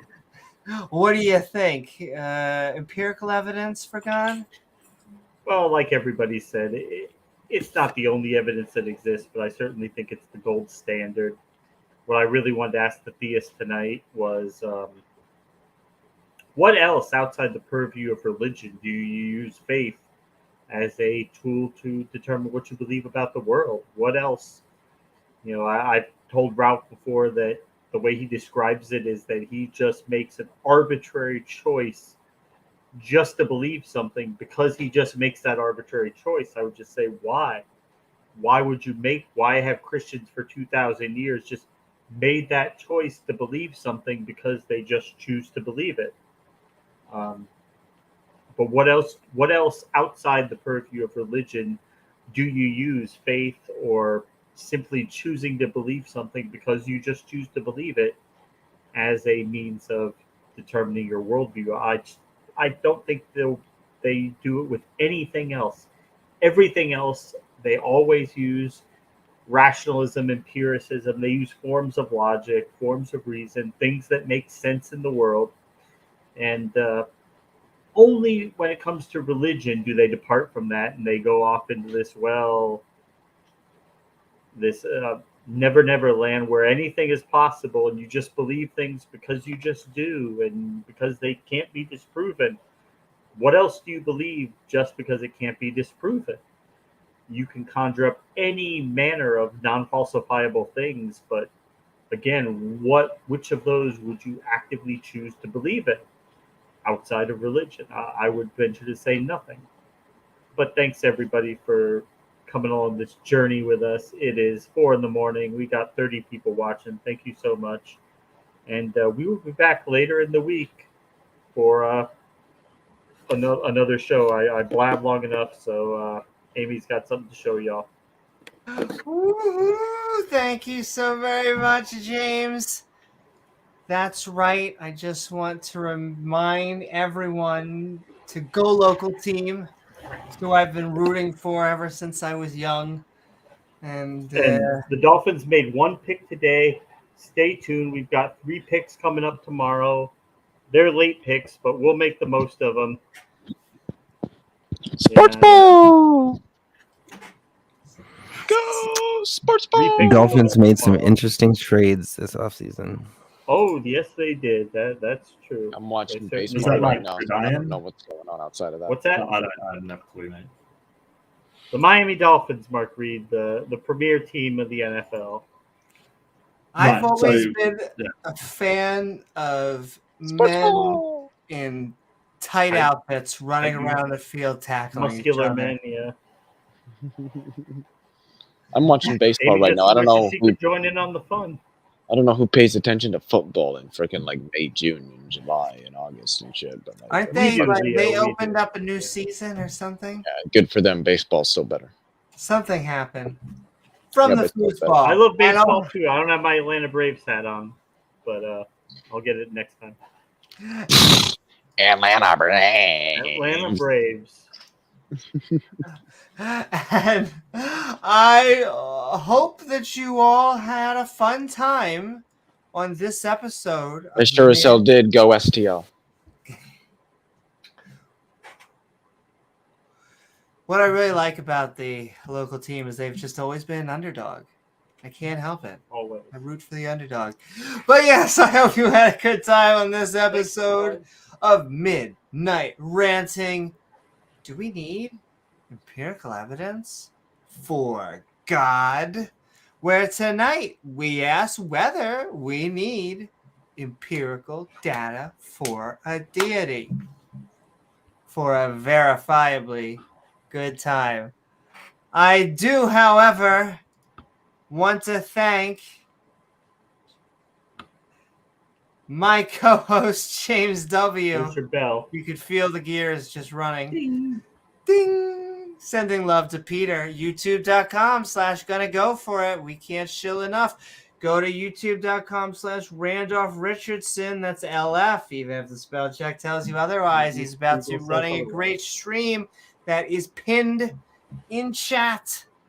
But I do want to thank my co-host James W. along with our guests Beamsy, Clockwork, Ralph, Mark, Psuedo, Leophilius, Shane, Sunflower, Ding. and Friendly. Motherfucking ding. Right.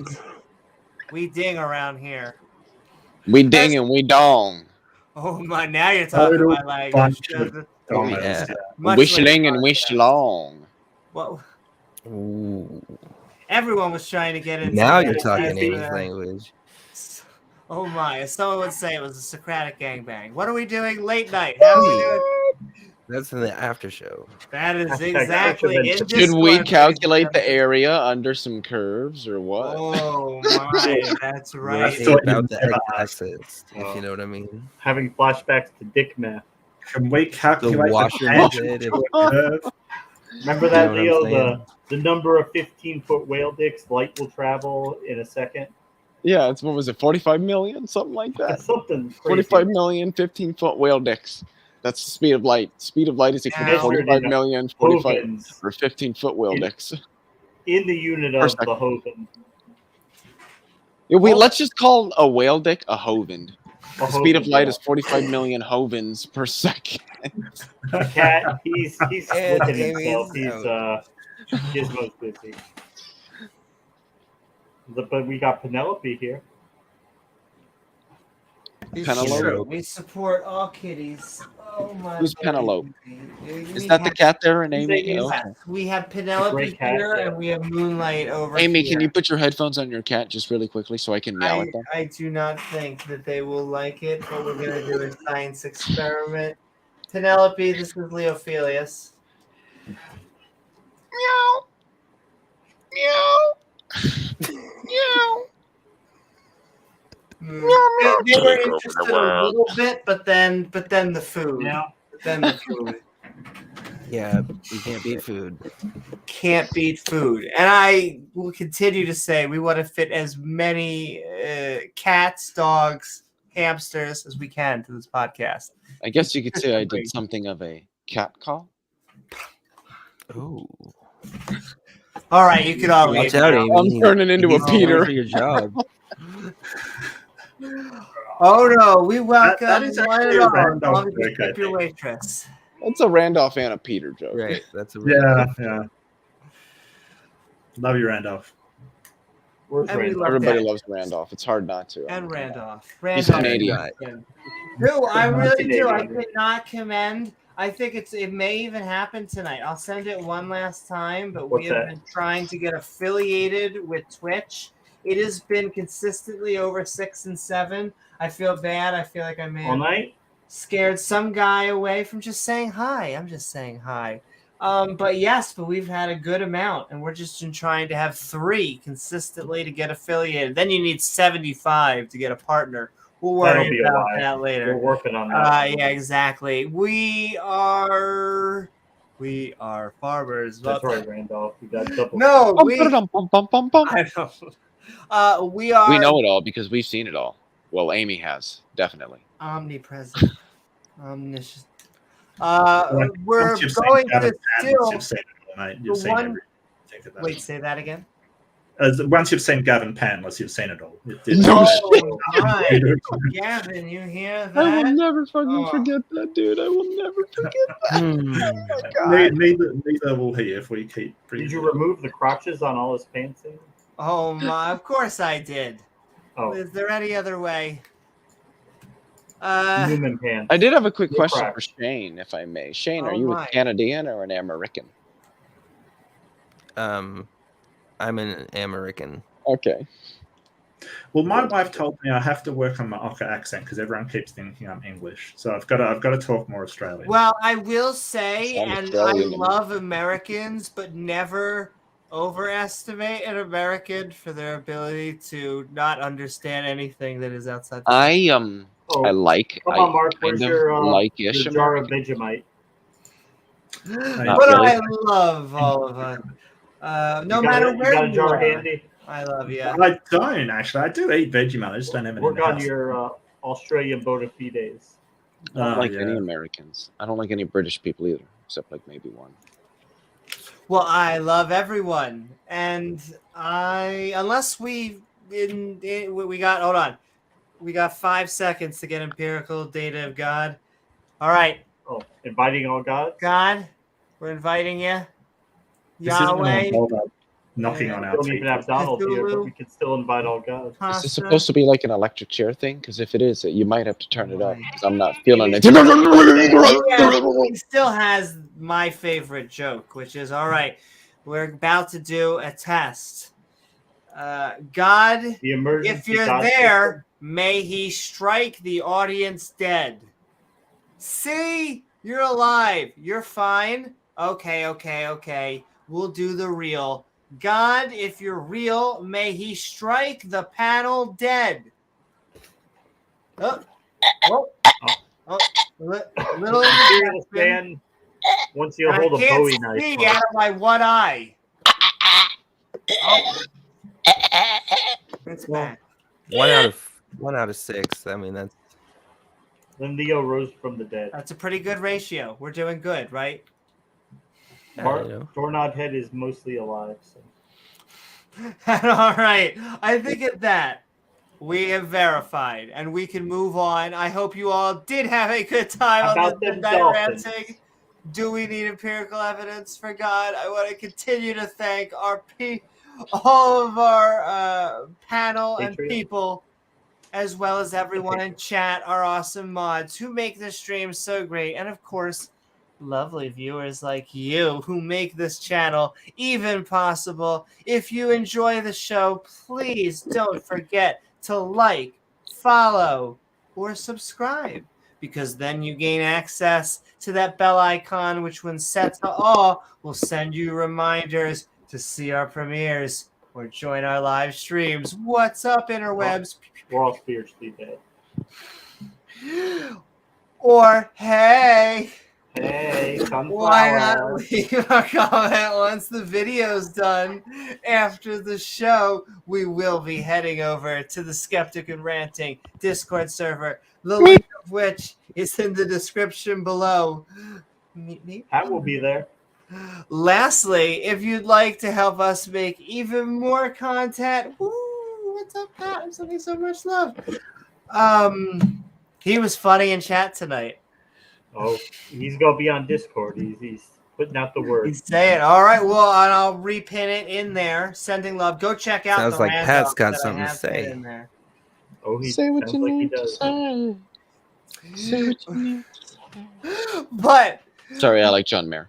oh no, not at all. It's been a very, very musical episode, hasn't it? I feel like nothing to contribute. Like We're just toying with the we copyright. should do more musical. I love. Oh, I'm yeah, well, sending sure, I just love don't know. to Wildheart. I go on his streams often just to do karaoke. I cannot help myself. I love basically anything multimedia I tend to do, and anything where technology and art they coalesce. I'm like, it's my peanut butter and chocolate. But enough about what I'm going to be. Bowel movement himself, Mr. Bruno Mars. You. Well, that would be your torture, right? You said you don't like That's Bruno Mars. what plays in hell. Yeah, the worst part of hell is like. James doesn't like Bruno Mars. Oh. And He's kind of trash, isn't he? He's hey, I'm okay with soft, slow rock. But we all have our opinions. I love James too. Amy is a closeted Nickelback fan, so there. No, you it's go. not even closeted. I love. I like Okay, Nickelback. she's I an love Can I tell Nickelback. you Nickelback why fan. it's not closeted? Because Nickelback I is love the fact that I played a game in my improv group. Shout out to Alex, who I should have linked. He's not a Stein? non-believer, No, but he's not that one. yo. Someone was saying at the beginning, either in chat or in a comment, that they're like, you should debate Alex Stein 9-9.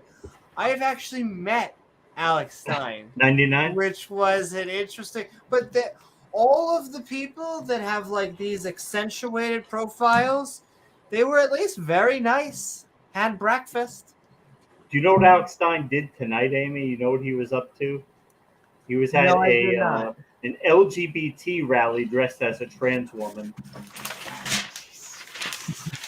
It's Yeah, Alex Stein. What do you expect? Yeah. Attention whore just doesn't cover it, does it? Really? I mean, it's Maybe Alex. just real. Wearing a said black this. dress, I said dressed this. as a trans woman. Yeah. On and like I said, everyone was nice. I met who the hell? Hake. He was nice on James Hake. on the panel. Oh God. But can I just tell you, and this has got to do with, there will always be trolls. Okay. Wait, what are you talking about, Amy? What event? DebateCon. Yeah. Oh, were you live. there live I was when there live. yeah, but I were know you what you're watching about to say. and when maybe not. when Haas and Dylan got it? No, I was not. I was in the other room. My partner witnessed that debate. Right? It was, That was weird from what I saw on the internet. It Oh was my God, that was so Haas fucking hilarious. explaining why he needs time to like train for this fight that he challenged him to. I didn't know you had well, and I watched Oh, it, but weird. they got like into each other's faces. Like they got this close to it being a physical alteration. Oh, dude, Dylan would Like, Dylan why would even have debate me? Dylan would But have it was very entertaining. All of them. Sending love to James, who worked his ass off for DebateCon. Sideshow. Bob, who took us off, and all Bob of Larson. the other people that Sideshow were there. is his name that he uses. Sideshow Nav. Say that again. Sideshow Nav is what he uses. Sideshow Nav. Yeah, yes. Well, I think he is, but yes. I love that guy. He's awesome. He's Trying to absolutely think good guy. anyone else I should shout out yeah. to. Modern Day Debate, just because of that. It was a great time. Oh, I remember now. The trolling. Because I said this. I said this on the it was either on the pronouns one or the LGBTQ secular ally on Tang. It was some amazing Tang stream that, and I'm paraphrasing and modified this quote, but first they make fun of you. Then they fear you. Then they fight you. Then you win. So enjoy whatever phase they are in. It comes in different forms, and everyone has it at different stages when they are, I will say, a religious or not empirically minded person to be on topic. Enjoy the faith religion while you still have it. Exactly. Time is running out. We're going to take over.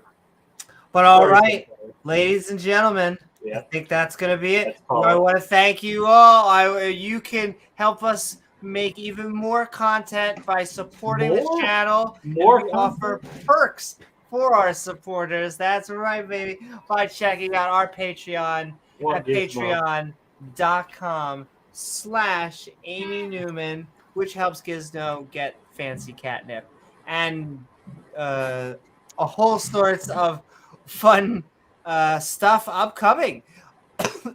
Cough, cough. But yeah, I heart you all, and with that, I hope you all have an amazing adventure, and I'll see you all on the next episode of Skeptic Ball Z. Good night, everyone. Mwah. Good night.